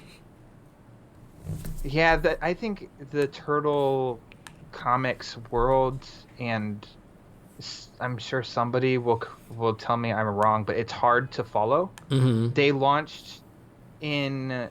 I don't know if it was 2010, 11, or 12, but they launched a new series from 1, and I read that one for quite a while because it was easy to just jump in, issue number 1, and that was a really cool story. But then I don't know where that kind of went because I got behind, as us comic nerds usually do, and then now I see there's kind of like this TMNT universe, and then Teenage Mutant Ninja Turtles, and then now TMNT Ronin, which at least that would be easy to jump in because I feel like that'd be a mini series.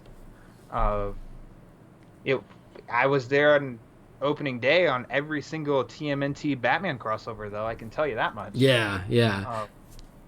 Same. Like, I love Ninja Turtles, but I don't keep up with the comics of Ninja Turtles. So I keep up with, of course, movies, whenever they meet Batman, of course. And then, like animation whenever possible. Last year, one of my discoveries was, now this is totally tangent, but it's Halloween related, is one of my discoveries last year was on the CG Turtles show that was the show before the current version. Their last season, they did a four-parter for Halloween where the Turtles, it was essentially Turtles versus the Universal Monsters, and it was awesome. What? Yeah. I didn't know this existed. I've watched a lot of that show, but I know that I've got like the back half to finish. Yeah. That cartoon I thought was really strong. I thought it was awesome. It is the last season, and it's a four-parter. So essentially, it's a CG movie because once you watch all 4 parts, it's feature length. And I'm going to see if I can find it. I want to say it's season 7, and the first episode is something weird like The Legend of Romani something or other.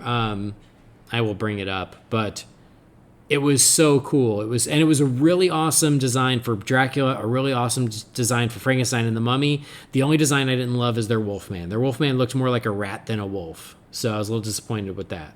But Curse of Savanti Romero? There it is. Thank you. The Curse of Savanti. Do you know why you can find it faster? Because you're not in China. Well, I know that the whole series is on Hulu.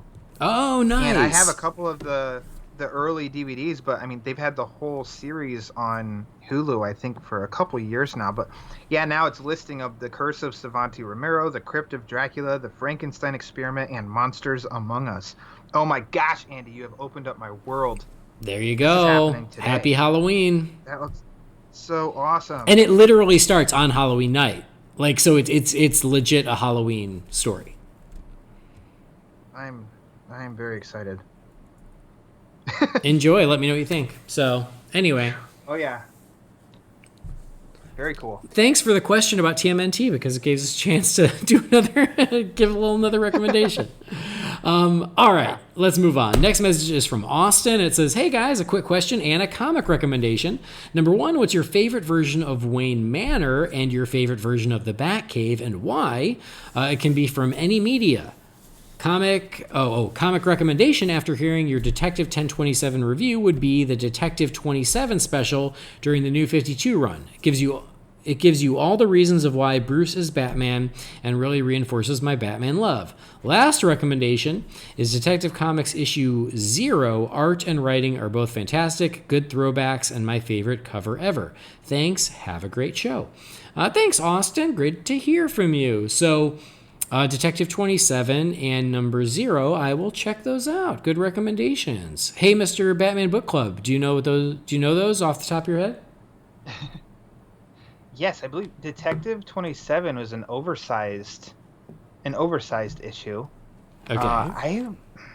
I'm curious if that's the one that Scott Snyder wrote with Sean Murphy, and it's almost like it's mapped out. I don't know after how many years. I don't think they say after every 27 years. It's almost like a new Bruce Wayne in his prime is born. And a new one is born, and the old one is there to kind of catch him up to speed on what his duties are. It's a unique idea, but that's usually like the standout, which maybe that means that I liked it, but I remember it because I didn't like it. Oh, okay. But it's really weird when you say something like, no, it's a clever idea, it's written well, it's drawn well, but I didn't like it. And I think it's just I can move around with my Batman sensibilities, but the fact that him being created in we just talked about a comic where a Batman was created. So I don't know what it was about it. It's just something that I just didn't dig that kind of interpretation. But that one, because it's oversized, you get a variety of stories. So that's really cool. The 0 issue, I've been doing the monthlies since I got back in comics in like 2006, but I can't think of something. I can't think of. I wouldn't expect you. Yeah, I mean, it's a lot of comics. I wouldn't expect you to just pull it out of the back of your head. Okay, so favorite version of Wayne Manor and the Batcave from any media. Yeah, this is hard, Austin. That was tough. But okay, I respect because it. Later today, I'm gonna think of a comic book and be like, wait, that Wayne Manor. I think I really like just kind of how there's a blend here. I like the Batman Returns Wayne Manor. Mm-hmm. Just there's something I can just instantly picture in my head, the bat symbol coming on, like in the back right of the screen, and there's Wayne Manor or something. I can see that, and then there's something about old buildings and structures. So I mean, that's why I've said I love maybe how the Batman is going to look because of old buildings and architecture and stuff. But I like the front gated at night shot in Batman Forever of Wayne Manor. Mm-hmm. I think that feels more Manor-ish, but there's something about the Batman Returns one from the outside. Give me a blend of those two. I think that would be my ideal. Mm-hmm. And what about Batcave? Oh man, I know it's a hard one. The Dark Knight trilogy, those are my favorite Batman movies, but I think there's something there, and though Batman Begins is an actual cave and Dark Knight Rises is an actual cave, there's something about the Batman 89 cave that feels the most gothic cave to me. And so maybe it's going to be that one. My mind's going to change tonight, and then it'll change tomorrow, and then the next day, but I'll stick with that. I know. There's 89 cave. There's so many good answers, and that's why it's so hard. Honestly, I feel like my favorite Bat Cave is like, it's when they do those big, impressive 2-page spreads in the comics where it's the Bat Cave and like everything is in it. Like there's multiple Batmobiles and there's a Batwing hanging off the ceiling and there's the T-Rex and the Penny and like all the costumes and it's just like everything. Like that's my favorite Bat Cave because I just want to go there and live there. But if we're talking like in other media, I would say Batman the Animated Series Batcave. Cool. Because it seems like it's kind of like that, where there are a lot of those elements, but it's a little more subdued. And then Wayne Manor, this might be surprising. I'm going to say Batman 66 Wayne Manor.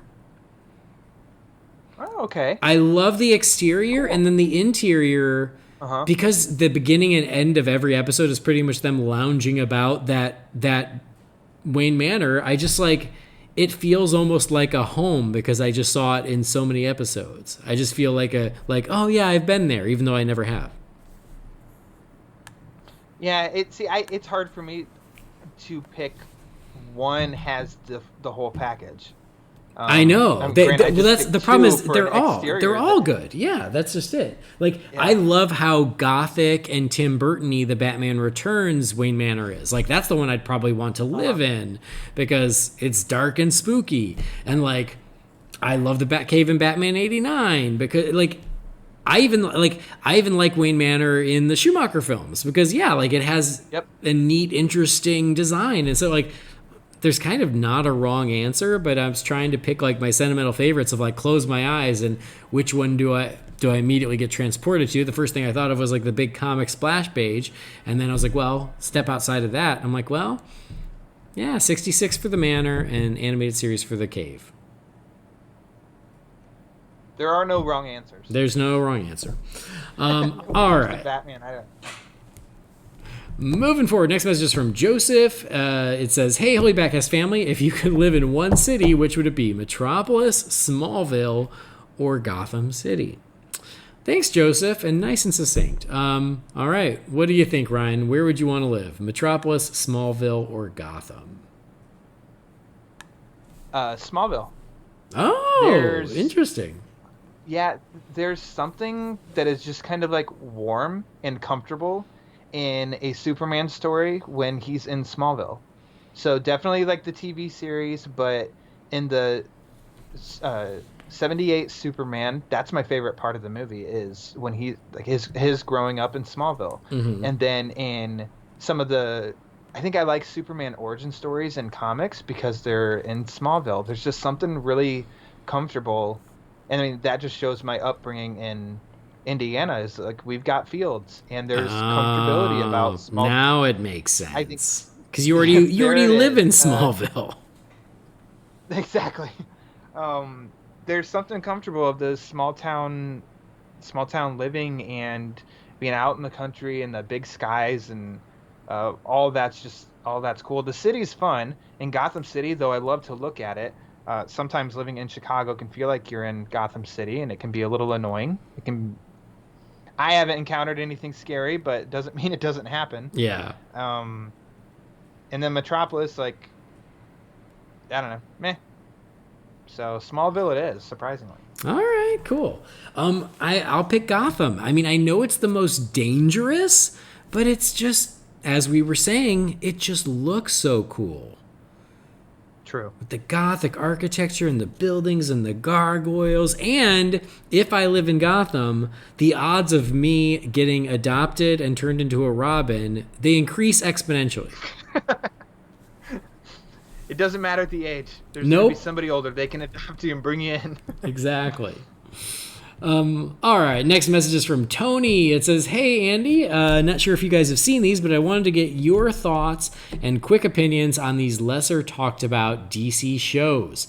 Pennyworth, Birds of Prey, Krypton, the 1990s Flash, and Constantine. Thanks, and keep up the awesome podcasting, Tony." Thanks, Tony. Well, Flash 1990s, I wonder, was this email... Maybe you're just behind in your listening, because last month we did a little look back on the 1990s Flash. So check that episode out. But spoilers, I love it. It's one of my favorite shows. I think it's amazing. Okay, so real quick, Pennyworth, Ryan, what are your quick thoughts on Pennyworth? I have no thoughts. Never watched it. Okay, well, great. That was easy. I really liked what I watched, but it's just not Batman-y enough for me to have stayed with it. I really liked the guy who was playing Alfred, and it was a pretty good show. There's just so many options. It did not make it to the top of my list. Maybe if they ever put it on like HBOMax or something, I will catch up with it then. But I think it's a good show. I just didn't stick with it. Birds of Prey, Ryan? Never watched it. Okay, well, at least you're a pattern here. At least you're consistent. I loved Birds of Prey. I watched the entire first season, and I was heartbroken that it didn't get another one. I especially loved Dina Meyer. Dina Meyer as Barbara Gordon was amazing. It was terrific casting. She was so good. And I really liked the Huntress in that, too. Ashley Scott, I think her name was. So, yeah, I thought it was a really good show. I just think it was a little too inside baseball for the general public, and they weren't ready for that yet. But... yeah, I think it's a good show and it's worth a revisit. Krypton, Ryan? Never watched it. Okay. I watched the first few episodes of Krypton, and I kind of felt the same way I did about Pennyworth. It wasn't a bad show. It just didn't grab me in a way that I felt the need to keep watching it. Too many other things took precedence, and so that one just fell off the radar. But I thought it was solid. I just didn't fall in love with it. 1990s Flash, Ryan?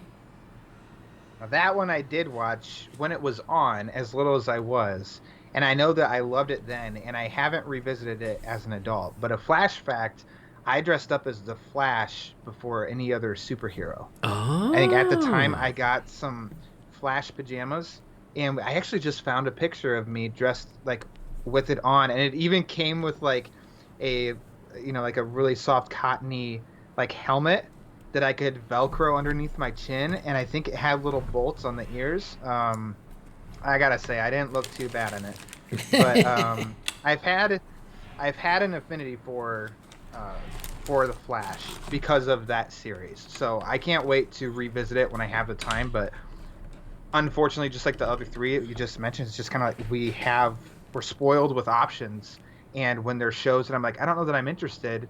Well, then, sorry, they go to the back burner because I need to get the ones that I really want to see done first. So if I can revisit these, it's going to be Flash first. Then I'll probably try Birds of Prey. And the other two, I'm just not really interested in. Yeah. Understandable. I think you should revisit the 1990 Flash because, again, I loved it. We just did an episode about it. I think that it holds up pretty darn well. So, yeah, I love that one. And then Constantine. Nope, never saw it, but I did hear good things. Was his name Matt Ryan? Matt Ryan, no, yeah. Wait, Matt Ryan, okay. I heard good things on that one, and that it was canceled and it shouldn't have been. And he was on an episode of Arrow, and I liked him. He was fun. So scratch that. That'll be a series that I'll try and visit whenever we have time, which we don't as we get older, but right. I'll find a way. And he's been on Legends for like 2 seasons now. Oh, okay. Yeah, he's awesome. I love Matt Ryan. Yeah, so Constantine I did really like. I thought it was good. I think that it was only going to get better, but much like Birds of Prey or even Flash 1990, they just didn't give it another season so it could keep growing. But it did give us Matt Ryan as John Constantine, and he is amazing. I love him. Talk about perfect casting. That guy he owns the role, and I'm so glad that he's been able to continue playing the role in the Arrowverse. First in Arrow, then in Legends of Tomorrow. He's just so good. And then he did, he's voiced the animated movies too. He did Justice League Dark. He did. He got his own animated movie, his own Constantine animated movie. So, yep, those are my thoughts on those. But thanks for the message. Next message is from Dave Chambers. It says, "Hey guys, it's been a while since I've written in, but I wanted to say thank you for all that you do for the Bat community. While trying to get my 5-year-old daughter to sleep, I came across an old gem from the early 2000s, the OnStar Batman commercials. Have you seen them lately, and what are your thoughts on the Bruce Thomas take on the character, even though it was just for commercials? I feel like they service the character in the world of Batman well and create a good bridge between the Burton and Schumacher worlds. Plus, it has the best Batmobile in all of Bat history, so that doesn't hurt. And Andy, did you ever see the Batman live-action show at Six Flags back in the 90s? I saw it when I was 6 or 7, and it was amazing. It was stylized to look like the Burtonverse. I just remember being mesmerized with the look of Batman in the show. Pure theatrics designed for a young boy. Anyway, thanks for keeping me entertained while trying to get my little girl to bed, Dave Chambers." Thanks, Dave. Good to hear from you, even though it's been a while. Awesome. So the OnStar Batman commercials, Ryan, do you remember these? Oh, hell yeah, I do. Quick setup. Going to the movies, we didn't have one in our town that we grew up in because we lived in Smallville and they didn't have a theater. And so whenever our family had to stretch a buck. So if we ever traveled 10 miles to the north, that was the closest theater. It had to be a universal, all 4 of us really wanted to see it. And it was kind of an event. Well, my mom did not like Batman. My dad was like, whatever. So we weren't going to ever go see a Batman movie in theaters. And as I got older, I was like, I can't wait till the next Batman movie because I can go by myself. And there was no Batman movie. Then on TV comes an OnStar commercial with Batman. And those were like, that's all that I had of live action Batman that was new. And I was nuts over them. I loved them. I thought it was such a cool... I mean, it just depends, I guess, on how nitpicky you're going to be. But I thought they were great from page to screen looks for like the villains and Batman 2. And I watched them semi-recently. They used the Elfman score, didn't they? Yeah. It was, yes. It was mostly Burton, but yeah, there was just a little bit of Schumacher in there. Yeah. Okay. But, I mean, I loved them. And they're fun now to go back and look up. And I just kind of felt like, oh, well, even then, they are doing these unless, like, people want Batman, right? Like, otherwise, why would they be using Batman? So where's the Batman movie? And it wasn't coming. So that's all I had. But that was a long version to just say I remember and I loved them. No, I agree, though. It's true, though, because I loved them, too, because you're right. We were in sort of a quiet moment for those commercials, and so it was like a live-action Batman that we didn't expect, and we got. And it did feel like little mini sequels to at least the Burton films, and like I said, a kind of the Schumacher films. But yeah, they were awesome. They were so well done. I love that they used the Burton Batmobile. And yeah, I loved being able to see new, slightly redesigned versions of the villains. Oh God, they're great. I love them. And when I saw the Batmobile at the Warner Brothers lot, if you look in, the OnStar button is still there. So nice. That Batmobile, they had actually, like, they installed it for the commercial and then they just left it in there.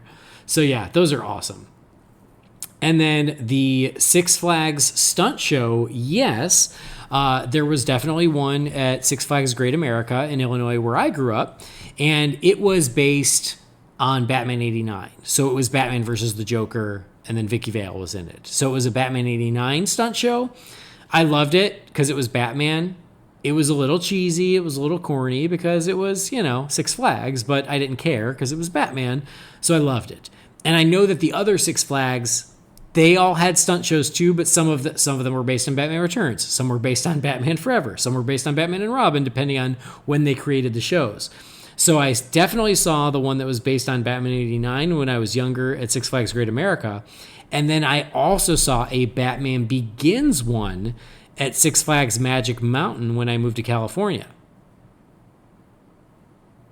So, wow. Yeah.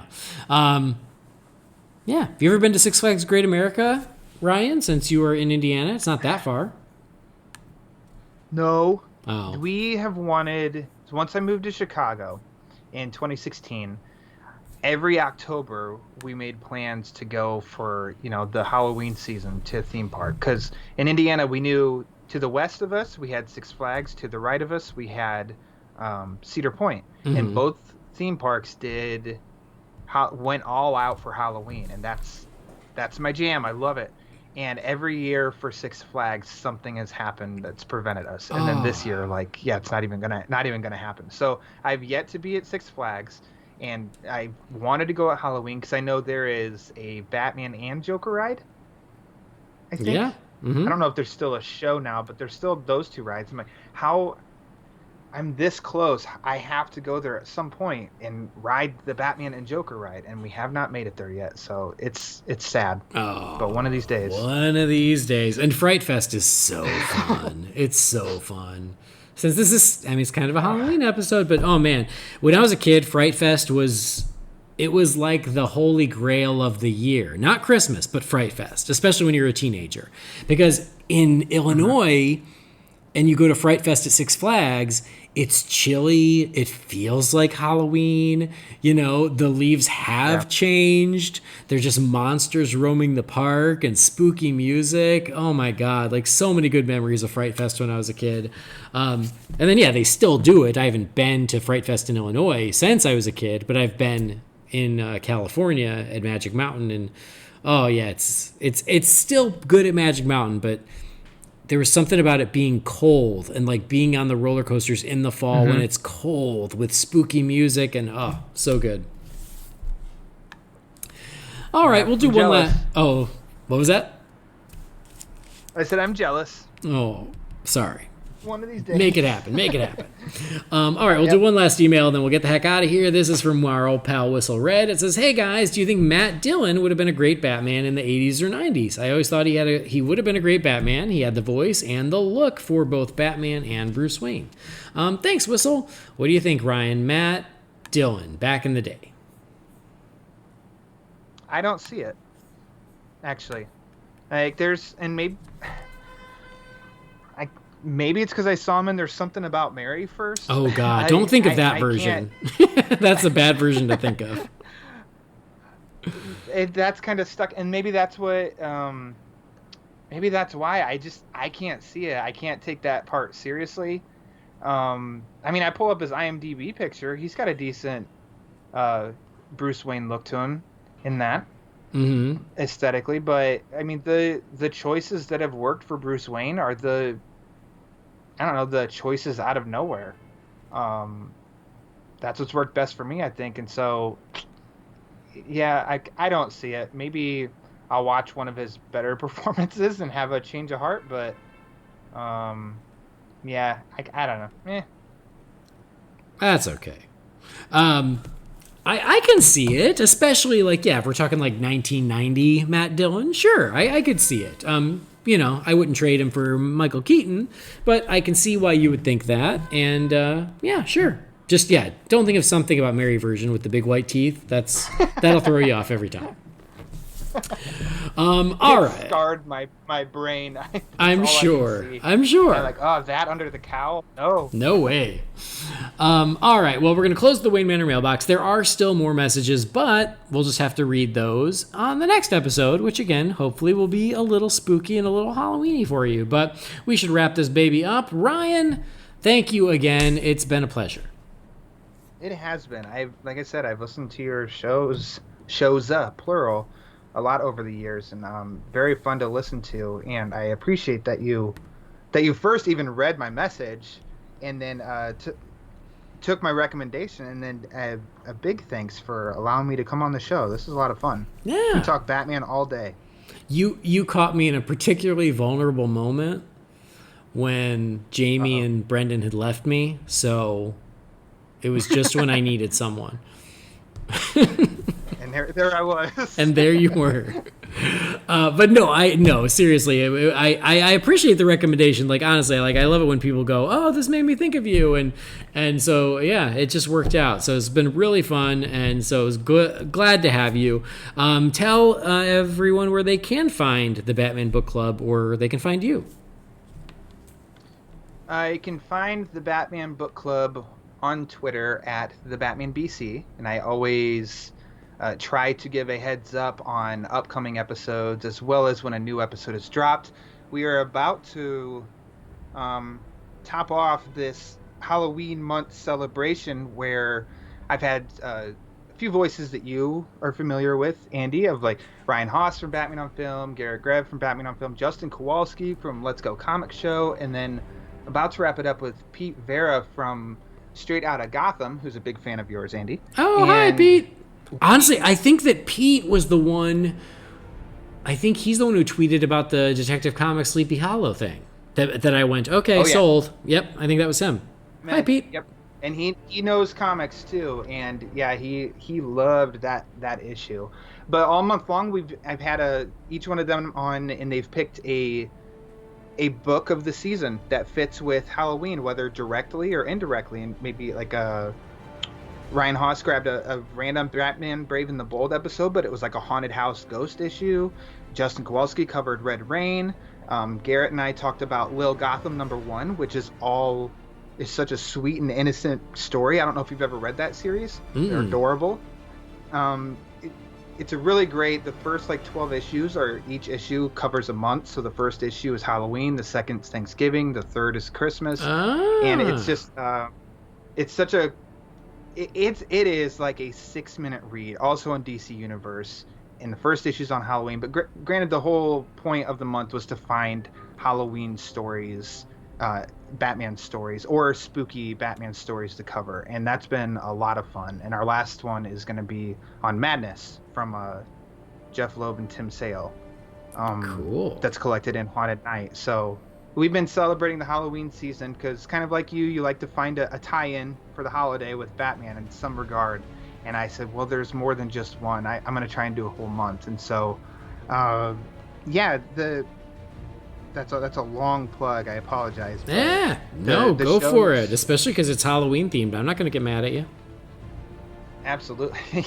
The show itself is, Apple Podcasts, Spotify. It's on Podbean, Google Play, and I know I'm missing another one, but I think, at least by looking at it, most people. Amazon.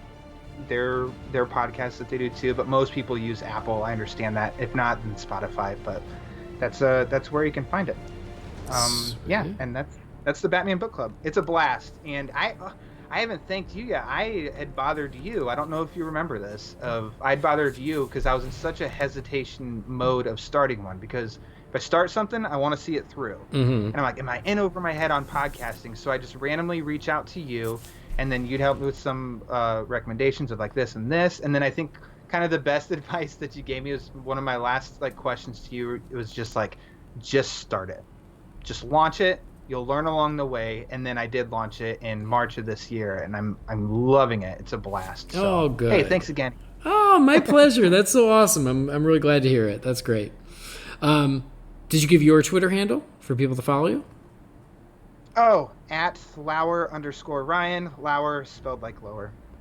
There you go. It's less interesting, although it's mostly always Batman anyway.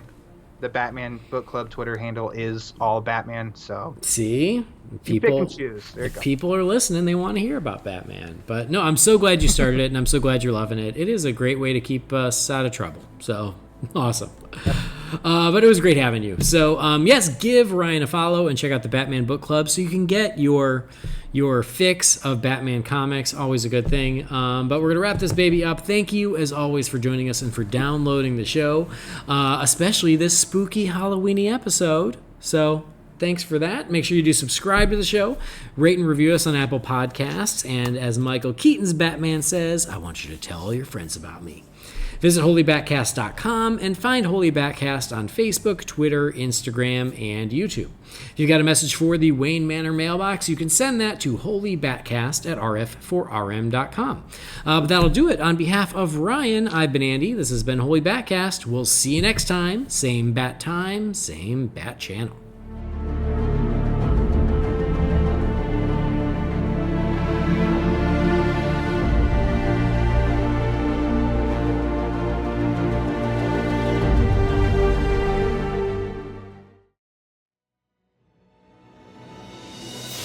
Holy BatCast is brought to you by real fans for real movies. Remember, the thoughts and opinions shared by the participants are theirs and theirs alone, and do not represent the companies or organizations they happen to work for.